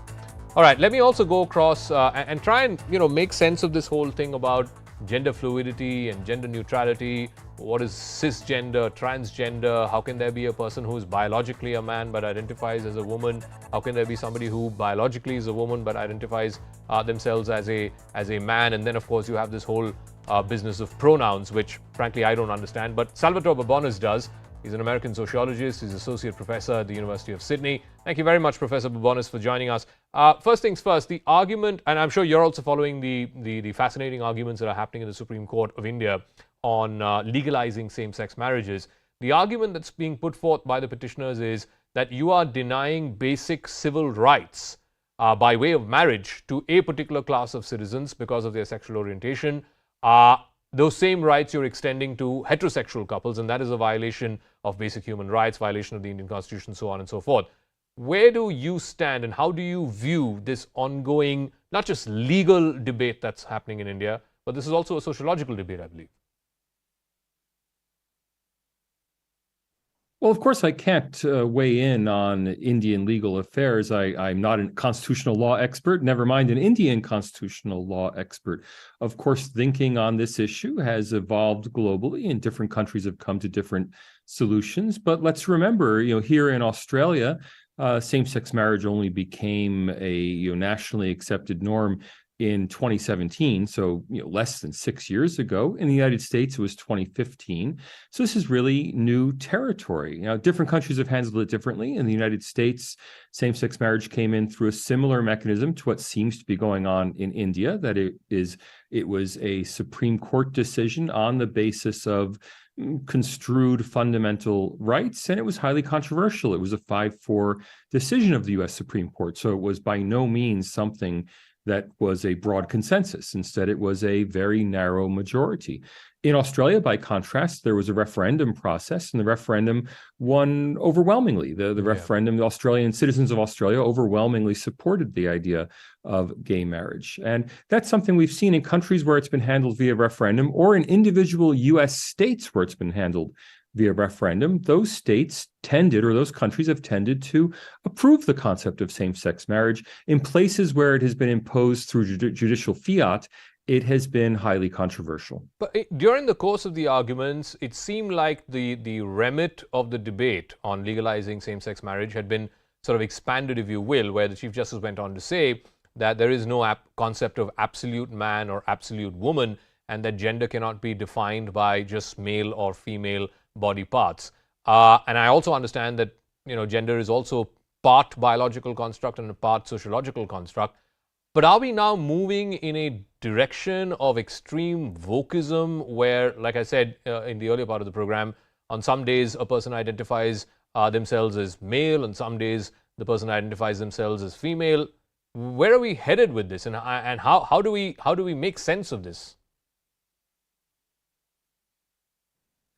Well, there was the odd phenomenon of the latest nominee to the US Supreme Court being asked the simple question, can she define a woman? And she said, I'm not a biologist. Now, the funny thing is, for me as a sociologist, I thought she probably should have said, I'm not a sociologist, because our evolving definitions of gender and sexuality have little to do with biology and much more to do with sociology, which is, how people choose to live in society. We can easily identify for almost everybody a clear sex in terms of chromosomal sex. People either have XX or XY chromosomes. There are a small number of people who have chromosomal abnormalities, where they have one is the aptly named triple X chromosome, which is a chromosome type that makes women appear extraordinarily feminine, and there are other chromosomal abnormalities. On top of that, there is the phenomenon of intersex appearance at birth, which means that even someone who has, say, an XX chromosome may develop aspects of male anatomical features, and vice versa, right? But these are very rare conditions. For most people, biologically, for most people, the vast majority of people, sex is not really at issue. So then how do you frame this? Because, like you said, I mean, there are now individuals, as few of them as they are, but there are individuals who may have been born with male sexual organs, who may have been born as a man, but they identify themselves as a woman. I mean, this opens up a whole can of worms in terms of, violence against women. A trans woman who identifies herself as a woman can use mitigating factor in a case of violence against women, or even for something as simple as entry into bathrooms, right? A trans woman can say that, I identify myself as a woman and therefore I need to get entry into a women's bathroom, which may be offensive to the other cis women who may be using that bathroom at that time. How do you make these distinctions? Well, what we used to teach is that sex is a biological construct and gender is a social construct. However, transgender activists have increasingly insisted that no, in fact, gender is a biological construct. That is, the argument is that if the mind perceives the body as being, let's say, female, then the person is female, and the XY chromosome and the male genitalia are pathologies of what is truly a female sexual being. That's a novel interpretation. It's one that's only arisen in the last 10 years, but it is an interpretation that has a lot of power, persuasive power among certain communities. I can't say that it's false. All I can say is that it's novel. It's something new that people have started to claim that their gender identity is in fact their sexual identity, and the chromosomes and genitals are simply wrong. And ultimately, that's what the new transsexuality is all about. It's about correcting the genitals to match the psychological gender identity. All right, we leave it at that. Professor Salvatore Babones, thank you very much for joining us here on CNN News 18. Thank you for your time. We're getting a piece of breaking news, and this is an important one. The CBI has now registered an FIR against Oxfam. There are searches that are going on at Oxfam's Delhi office right now. The charge against this NGO is that it is a violation, in violation of the Foreign Contributions Regulation Act, the FCRA. The Ministry of Home Affairs has said that Oxfam misused, just like other NGOs, NGOs like CPR, its FCRA license was cancelled because it was routing funds through other NGOs. Arunima has more details on this. Arunima, what else can you tell us? So this morning, after registering the FIR, 17th of April is when CBI registered an FIR. And post that, this morning they started raiding the Oxfam India's Delhi office. Searches began this morning is what CBI officials tell me, and they're still on. So about 5 minutes back, they said the searches were still on. Whether anybody has been detained so far, usually what happens is that when these searches are going on, whoever is in the office premises, their digital devices are kept away for scrutiny, and whoever is not required to be in office is asked to either leave the premises, and whoever is needed to open digital devices or provide accounts related information, they are asked to stay back. So I think a similar procedure is being followed by CBI at this stage. The charges are serious. The charges are that Oxfam India, when their FCRA license was not renewed, they started routing foreign funding via other NGOs like CPR. CPR is also in the MHA net. Their FCRA license has also not been renewed. But the charge against Oxfam is much more serious. It is a Prevention of Corruption Act case that is being alleged. The CBI is trying to ascertain if there is any evidence on record to really support the MHA's suspicion. All right, we'll leave it at that. Arunima, thanks very much for joining us.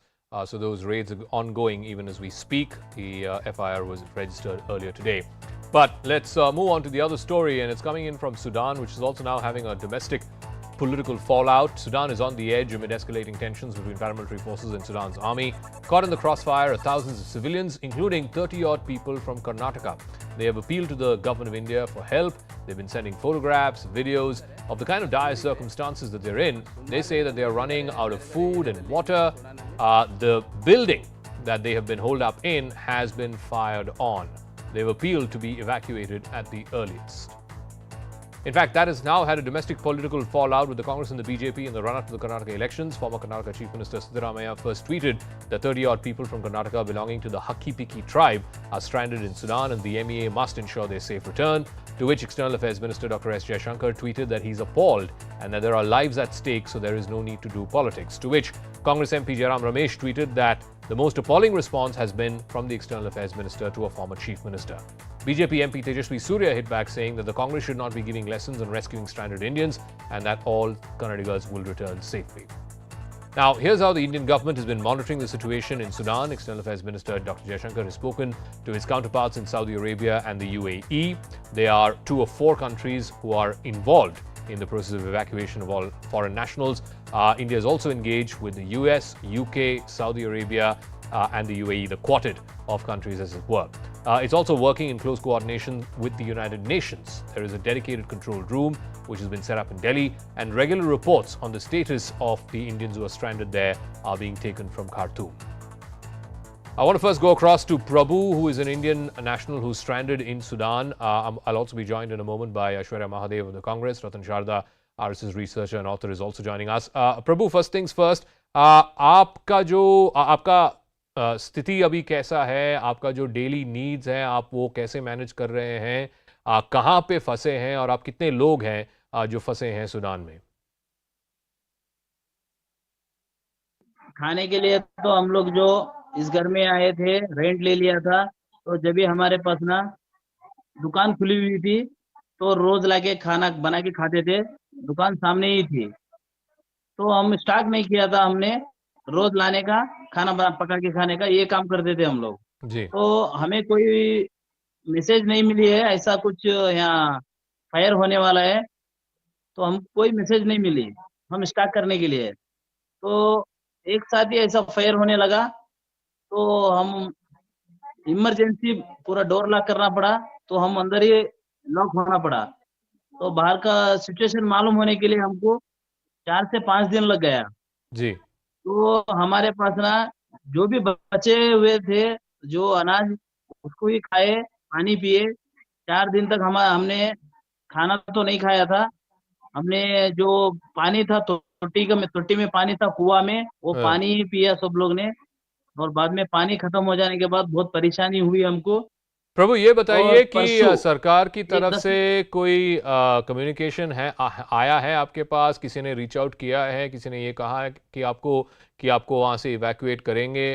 और अगर ऐसा message आएगा तो क्या आप वहां से निकलना चाहेंगे या आप वहीं रहना चाहेंगे जब तक ये वॉर खत्म ना हो जाए?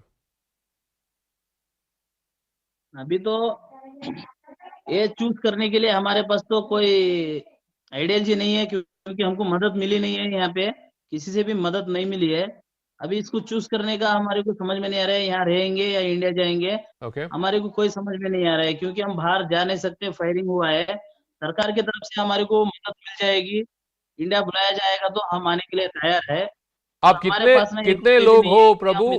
आप कितने लोग हो और कहाँ, मतलब सूडान में अलग अलग जगहों पे फंसे हैं या एक ही जगह फंसे हैं? कितने लोग हैं आप?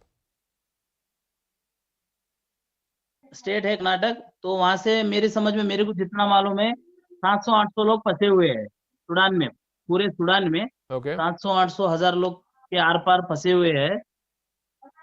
Okay. All right. हर Prabhu, बहुत बहुत अलग-अलग धन्यवाद. इलाके में है. He is saying 700 to 800, but officially the number that we know, at least from the state of Karnataka, is 31. But let me open this up to both Aishwarya Mahadev and to Ratan Sharda. Aishwarya Mahadev, the contention that's being made by Dr. Jaishankar, the MEA folks, and of course people like Tejashwi Surya is this government has rescued stranded Indians from Yemen, from Libya, from Ukraine. So then why are you politicizing this just because there is an election? Let the government and its agencies do their job in evacuating these Indian citizens from Sudan. How do you respond to that? Good evening, Zaka. I think first and foremost, these Indians there, or the Kannadigas also that we've highlighted, have been there for the past 4 or 5 days without food and water. It was yesterday when the former Chief Minister, Mr. Siddaramaiah, tweeted and saying, these are vulnerable communities that have traveled there and they are stuck. Kindly help them. That was when the focus and the attention shifted towards it. That was when the Ministry of External Affairs and of course Mr.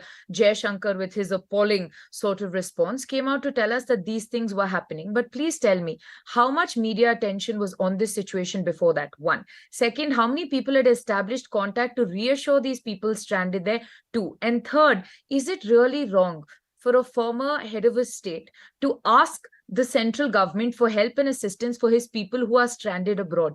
There is no politicization. My former CM did not say a war was completely stopped, as a former of a BJP president did, saying a complete war was stopped to bring back people. This is not politicization. It is appalling that a man, when asked to do his job, turns around and tells a former chief minister of a state that this is appalling, you are politicizing this issue. There is no politicization. So let me ask Ratan Sharda, the job of any politician, whether it's chief minister or former chief minister or minister, whatever it is, the job of any politician is to respond to his or her constituents. Constituents reach out, and then the job of the politician is to try and extend help or get the government to extend help. So the Congress is claiming that that's all Siddaramaiah did. There was no need for that rather terse response from the External Affairs Minister saying that this is appalling and you're playing politics. He's, after all, responding to his constituents. Zaka, a politician is not just responsible for his small constituency, he is also responsible for the nation. You are a chief minister of a state and you know that around 3,000 people are stuck in Sudan. You talk of only 31 people? How parochial can you get? How parochial and how narrow-minded can you be? You are a Congress and All India party is now trying to narrow itself down to a regional party and behaving like a DMK. Karnataka is the most cosmopolitan state and people have, and the state has been welcoming all. When you talk of only 31 people or 3,000 and then you make a public tweet giving the location of the person, is that right? Government has done, every government in the past, this government in its own term has done wonderful evacuation, whether Operation Sankat Mochan, Operation Ganga, Operation Rahat, where even foreigners have been rescued. Do you think lack of media attention means lack of government attention? So trying to say that because of that tweet, suddenly government woke up, I think I'm not understood. They have got thousands and thousands of people, a record number of people evacuated.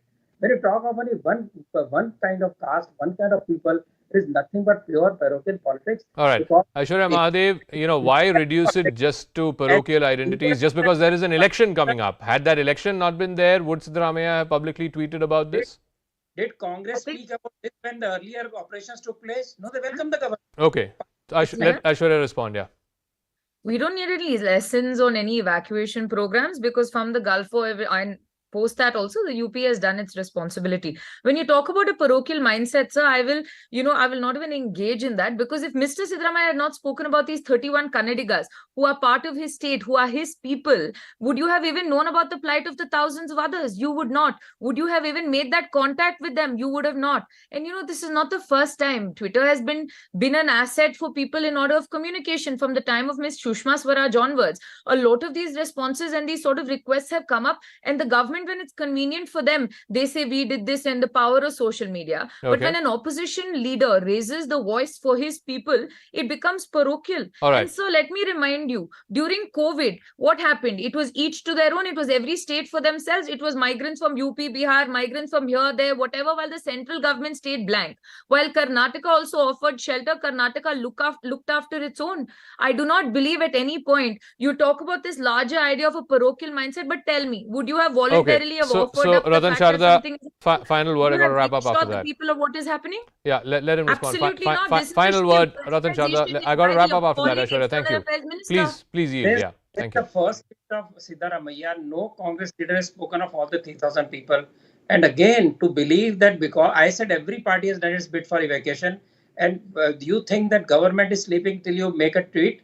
This is how the government works. Sorry, government eyes and ears are always open. They have evacuated people as and when, with complete courage, complete commitment, and you keep on speaking for last press only of 31 Kannadigas. That is the problem. 3,000 include Kannadiga. Now, for example, CNN didn't say which state this particular person was on the panel. They said Indian. So what's the harm in that? So that is why I say problem is your over propagandization of every issue, and that is what is going to hurt you, not the government or India. All right. Okay. We'll leave it at that. Thank you very much, Ratan Sharda, Aishwarya Mahadev. We'll see how the story plays out. Like I said, for now, there is a domestic political fallout as well because of the Karnataka campaign, and this has now been caught in classic Congress BJP politics. All right. As we wrap up, after Mumbai, Apple is coming to Delhi. The iPhone maker's second India store will be open in Delhi tomorrow. Apple CEO Tim Cook will be there front and center, ready to greet Apple fans. News 18's Devashish Sarkar gets us a sneak peek of what it is inside Delhi's Apple store.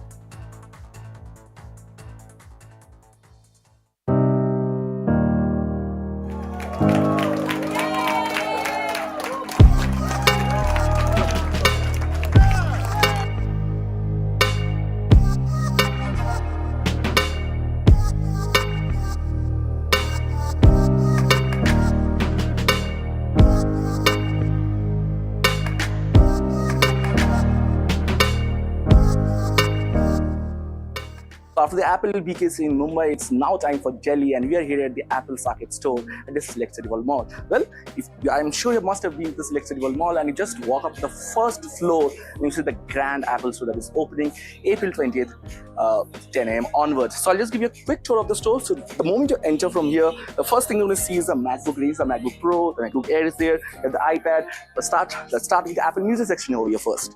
So here is get the best of the audio products from Apple, of course, like any other Apple store. Like I always mentioned that every Apple store, be it in Mumbai, be it in Saket, be it in Singapore, Dubai, New York, San Francisco, name it, the experience is always kept the same.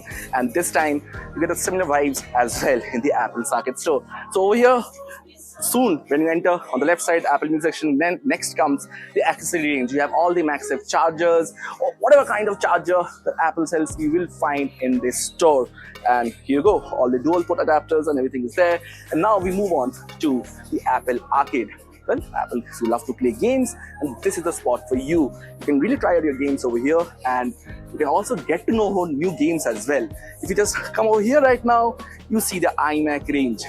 The best part of any Apple store, and this one as well, if you want to try out something, just come and start playing around with the device. Nobody's going to ask you as to, hey, are you going to buy this device or not? What is the expectation? There is no sales push per se at all. This store is quite small compared to the Apple BKC store in Mumbai.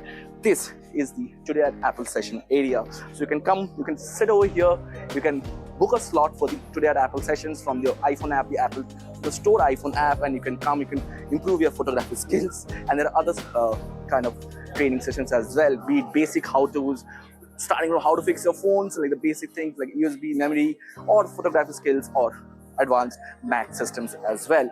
Now, another interesting highlight of this store is you get a dedicated Apple pickup spot. So this is the main highlight of this store. So what is Apple pickup? Well, you like some Apple product, you want to get it customized, you just order it online on the apple.com website, and you can pick it up from here. And this is the entire store that you can see. So it opens on April 20th, 10 a.m. onwards. Anybody can walk in, you don't need to do any kind of appointments. So this was it's a pretty small store compared to the Apple BKC store, but it's in the heart of the city, New Delhi.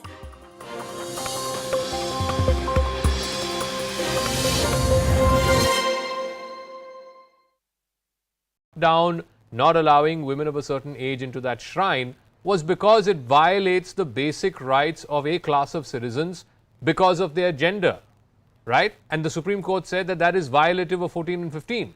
Here again, you're violating the basic rights of any individual, rights that you're perfectly willing to give to heterosexual couples, basis the fact that they're sexually oriented in a particular way.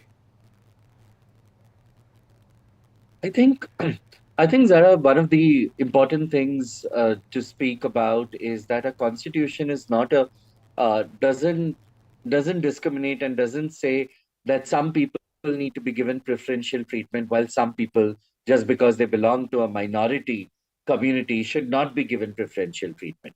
When it comes to marriage rights, that's how it is at this moment. There is enough evidence, enough and more evidence that LGBTQIA plus people, LGBTQIA plus families thrive as much as heterosexual families thrive, whether it is about families with children, whether it's families, if you go in the West, of course, you'll not get examples over here because here you can't really adopt a gay couple can't adopt a child. But if you go to the West, you'll see that a lot of people who have adopted, and they are as good or as bad as heterosexual couples. So the entire idea, let's not even get to adoption and other things. When we are sticking to marriage, just sticking to marriage, let me tell you that we cannot have preferential treatment given to a particular sexuality, whereas the other sexuality is completely left out. And marriage equality is our right, irrespective of what my genitals or my partner's genitals are. It's our right. And as long as two adults are deciding that they want to live together, they want to, they want to have the signing authority when one of the partners is dying. They want to have the right to buy. I think you can still take a bank account together, but if you're taking a loan together, it's still a hassle. If they want to do that, it also means a lot of economic rise for India. Why would India deprive itself of this economy?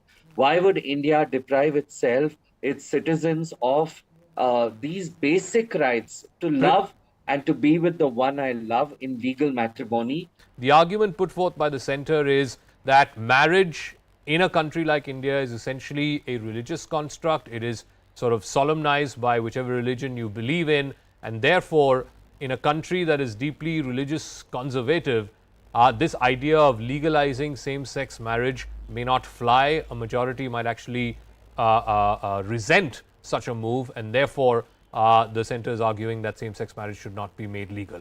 How would you counter that argument? I would say that our country is known for its secularism, its diversity and its inclusion. The fact that a special marriage act even exists is, is a certificate to the fact that we consider that there are people with different religions who are part of this country.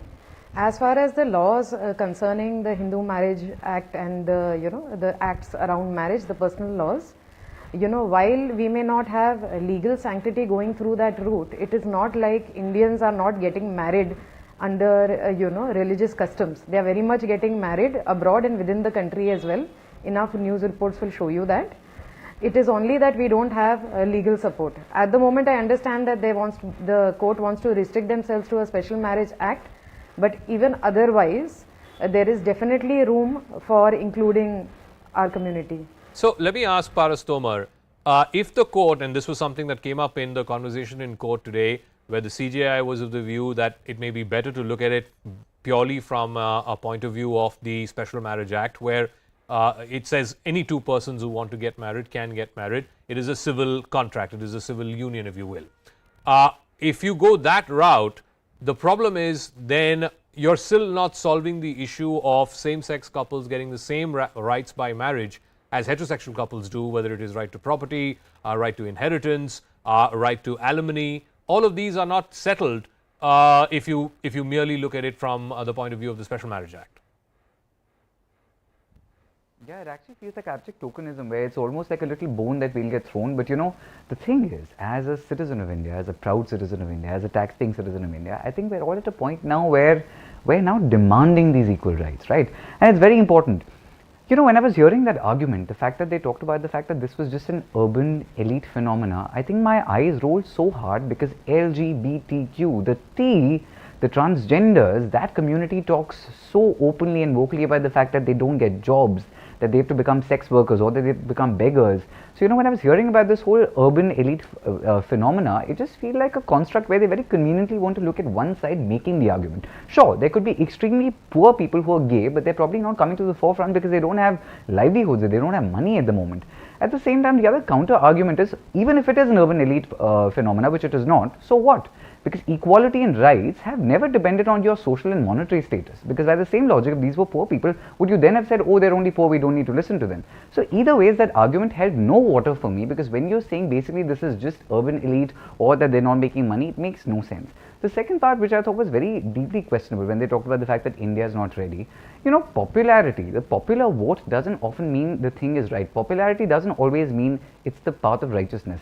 Sati was a popular concept, but we had to get done with it. There was a point where everyone thought child labor was just fine. Everyone thought child marriage was just fine. But these amendments and these laws were changed because we had to move with times. Just because today a popular majority thinks that, LGBTQIA is just okay, it's not cool. When you talked about the fact that these laws will also make sure that now, even when I find a boyfriend, first of all, finding a boyfriend and a husband is still going to be a task. But even when I do find that person,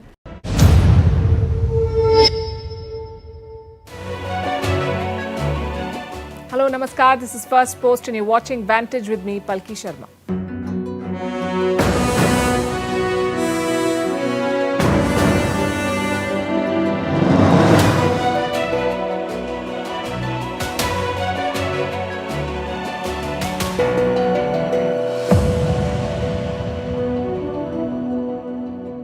Tonight we bring you the latest episode in the Chinese spy saga. They've reached the Antarctic, they're building their 5th base there.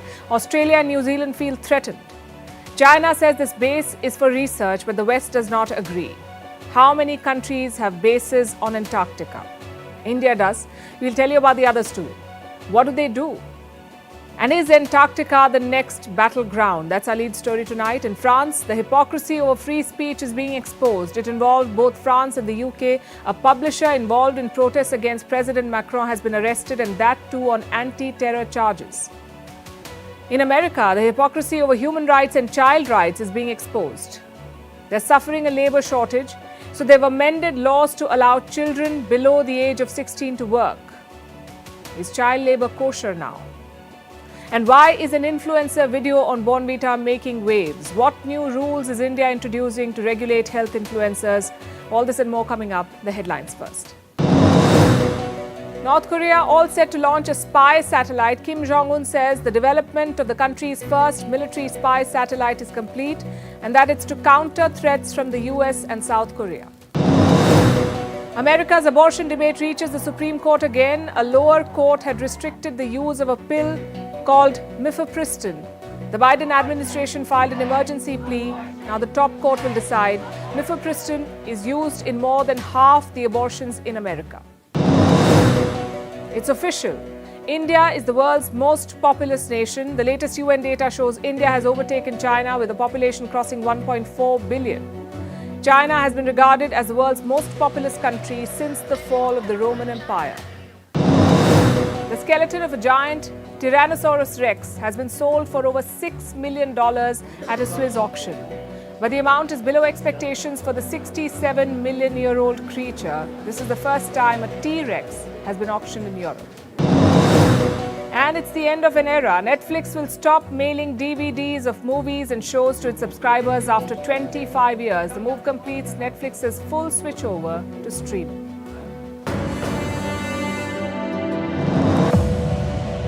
The great power rivalry has a new front.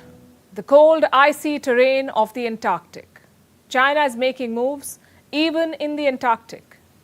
And what is China doing there? Building a base to snoop on its rivals. So first the balloons, then the secret police stations, and now surveillance bases in the Antarctic. Clearly, China is very serious about spying and control. It is building its 5th station in the Antarctic. It already has 4 stations. Now a 5th one is coming up. Let me show you some satellite images. This is where the new Chinese station is coming up. This is the Inexpressible Island. It's the name of an island in Antarctica, Inexpressible. It's a small rocky island near the Ross Sea. On first impressions, this looks like a major facility. Some reports have also emerged. They reveal China's construction plans. They say the new station will have an observatory with a satellite ground station, sites for energy generation, areas for research, a helipad and a logistics hub. What will China do with such a large facility? The West has its suspicions. It believes China will use it to snoop on the region. The equipment on the site might serve a dual purpose: scientific research and spying. And how does that work? Reports say this base could potentially intercept satellites of other nations. Which other nations? Let's pull out the map to understand. This is the site of China's next station on the Antarctic. Now let's zoom out. What do you see on the north? Australia and New Zealand. If China starts snooping from the new site, Australia and New Zealand will be the obvious targets. The Chinese base is well positioned. From here, China can intercept signals and gather intel on Australia and New Zealand. It can track the rockets launched from Australia. And here's something you should know. China's presence and interest in the Antarctic is not new, but the threat perception is. China has been working in the region since the 1980s. It has built 4 bases here over the years. 4 bases. This is going to be the 5th one. Beijing calls them scientific research centers. But the US has its doubts. In 2022, the US Defense Department published a report. It was about the Chinese military, but it also had a section on China's presence in Antarctica. Listen to what it said. China's strategy for Antarctica includes the use of dual-use technologies, facilities, and scientific research, which are likely intended, at least in part, to improve the PLA's capabilities. The PLA, of course, is the Chinese Army, the People's Liberation Army. That's the Chinese strategy according to the US. Is this even legal? The answer is no. There are clear rules of operation in this region. We are talking about the Antarctic Treaty of 1959. It spells out 3 rules. All activities on the Antarctic must be peaceful. Military personnel are allowed on the continent, but only to participate in scientific research. They cannot engage in military activities like setting up bases, carrying out maneuvers, or testing weapons. All of this is not allowed. And China is party to this treaty from 1959. But then again, China is not famous for following rules. Now, for most of us, the Antarctic is a massive patch of land covered in ice, a place where no one can live. But the fact is, the Antarctic is a crowded place. At least 30 countries have stations in the region. 30 countries, including India. India, too, has a base there. Do you know how many bases there are in all? At least 82. According to one estimate, there are 82 bases, so the Antarctic is getting crowded. The question is why? Why are so many countries interested in this cold and remote region? 2 reasons: strategic and economic. Antarctica sits at a crucial point on the map. It falls in the middle of 3 key oceans: the Atlantic, the Indian Ocean, and the Pacific Ocean. And this makes the Antarctic a critical point for satellite communications, for surveillance, and also for navigation, which is why so many countries want a piece of the Antarctic. The second reason, like I said, is economic, and on this front too, the Antarctic could have a huge potential. None of this has been proven yet, but several experts say this region has billions of barrels of oil. It has rich reserves of natural gas, even precious minerals like gold and platinum. As of now, drilling is not allowed in this region. The Antarctic Treaty prohibits it. But these rules could change in the year 2048. That's when the treaty comes up for review. And that's what countries like China are waiting for. When this treaty expires, anything could happen.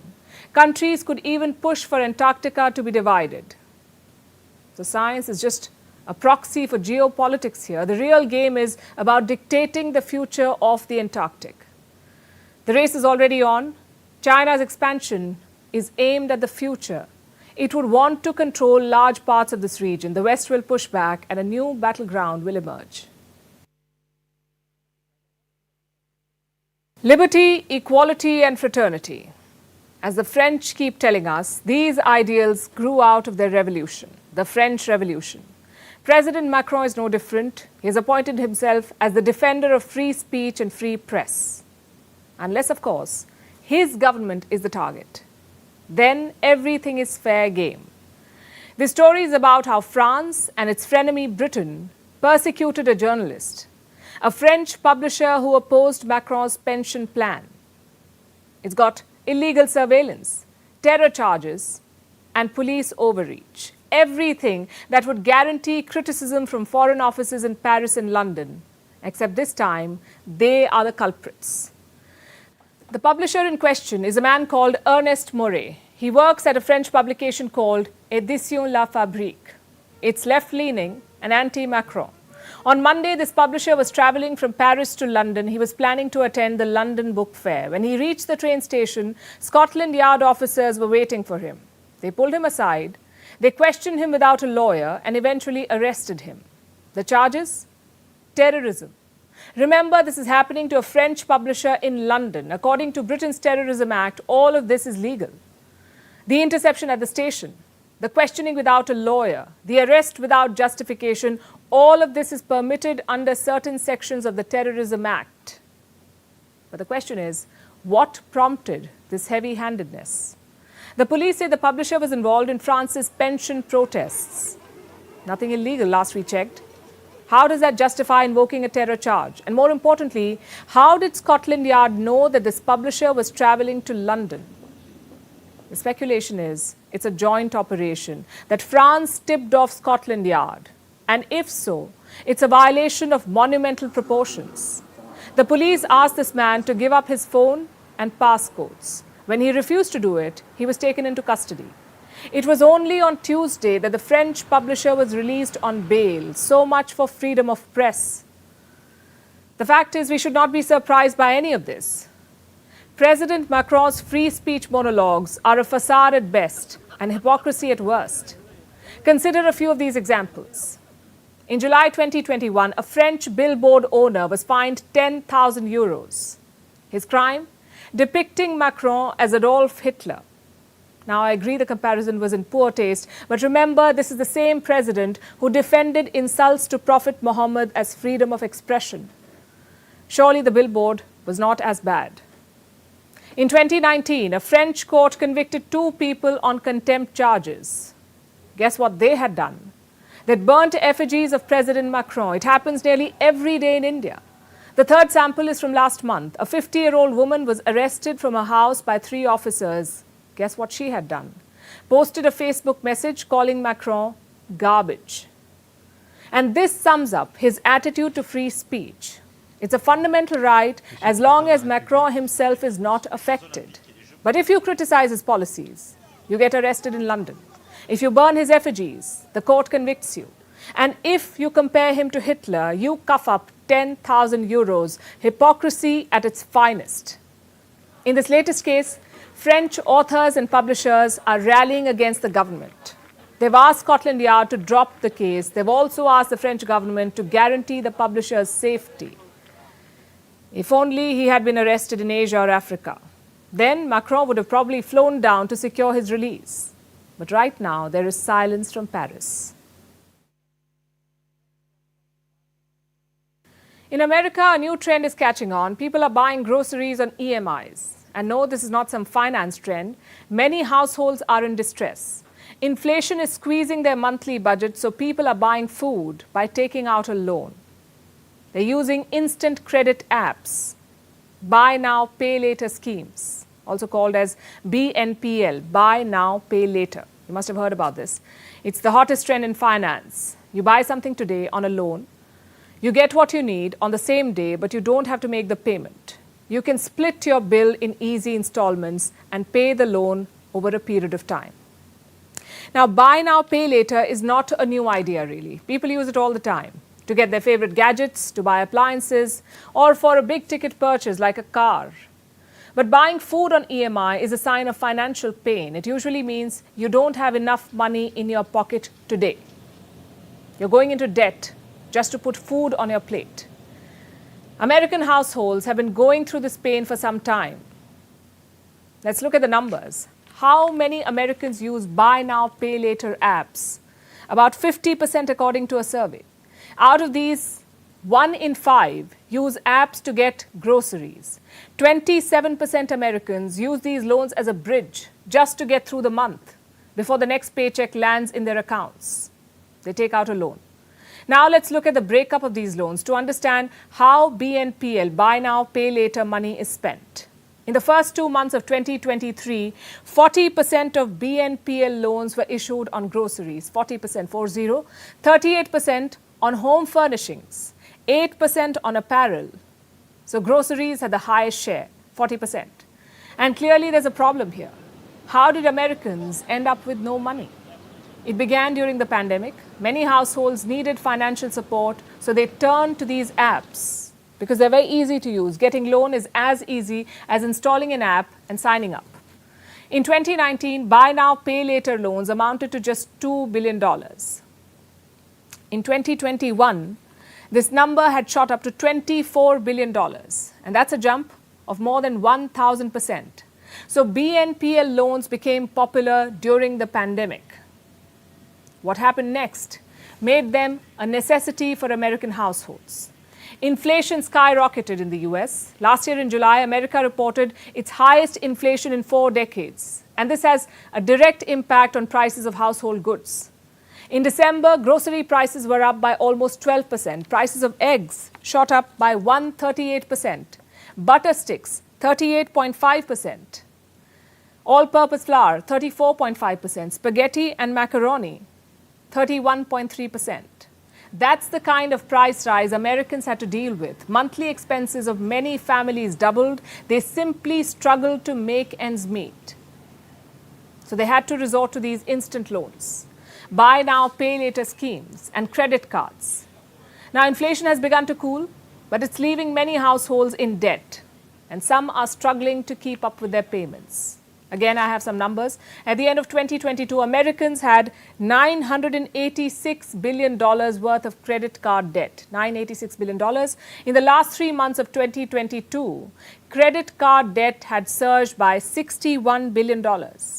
It's the largest quarterly jump in history. So we have loans for basic needs and high levels of debt. And these are classic signs of financial distress. Just ask yourself this question. Would you buy a sandwich on a loan? If you had the money, perhaps you wouldn't. You would avoid falling into debt over a sandwich. But American households seem trapped in a debt cycle. They're taking loans to make ends meet. And this never ends well. The exodus from Afghanistan continues. The Western forces are long gone, and now the last vestige of international presence could be on its way out. I'm talking about the United Nations. The UN says it could wind up Afghan operations by the month of May. That's next month. The reason? The Taliban. Who else? Earlier this month, the Taliban issued another order for women. Don't work for the UN, they said. It was probably the last remaining job for Afghan women. They've been banned from schools, banned from media, banned from sports. So aid agencies were like a last resort. Now even that is gone. At first, the UN asked its female employees to stay at home. Around 600 of them are on the UN payroll. They also tried negotiating with the Taliban. I guess lessons are never learned. Either way, the final decision is to leave the country. If that does happen, it would be a major blow to ordinary Afghans. Almost 2/3 of the population requires aid this year. That's around 28 million people. Without the United Nations, distributing that aid would be impossible. And then again, perhaps that's what the Taliban want. Direct access to international aid. The truth is, the world does not know what to do with Afghanistan.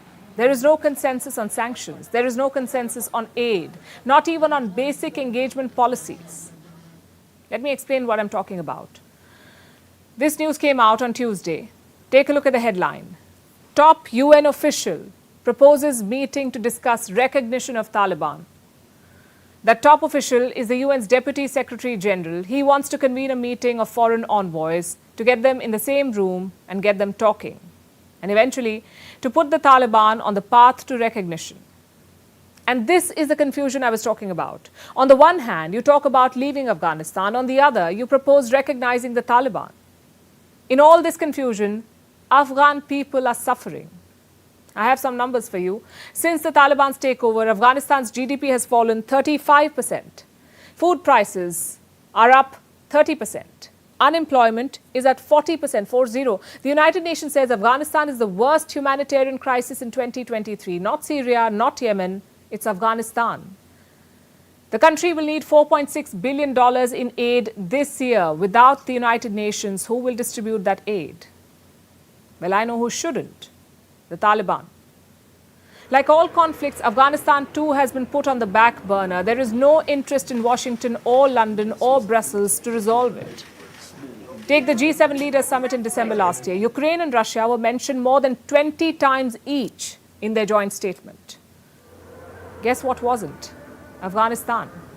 On Tuesday, there was a G7 foreign ministers meeting. Again, a long essay on Russia's war.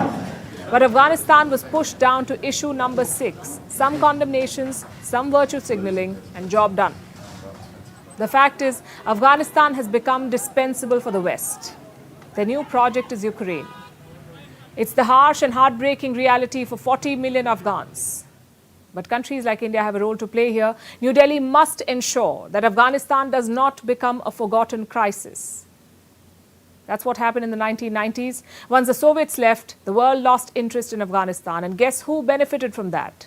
Pakistan and the Taliban. They turned Afghanistan into a terror haven which hurt not just the West, but also India. It hurt India's security. So it's important to keep the spotlight on Afghanistan.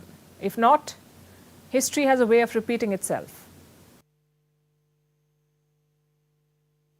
Meanwhile, in Ukraine, there's been a lot of action. Russia has fired drones, Ukraine has fired back. Both Zelensky and Putin made visits to the front lines. Germany has delivered Patriot missile defense systems to Kiev. It's also trying to get Switzerland to forsake its much-wanted neutrality. And South Korea has become the latest Western ally to consider arming Ukraine.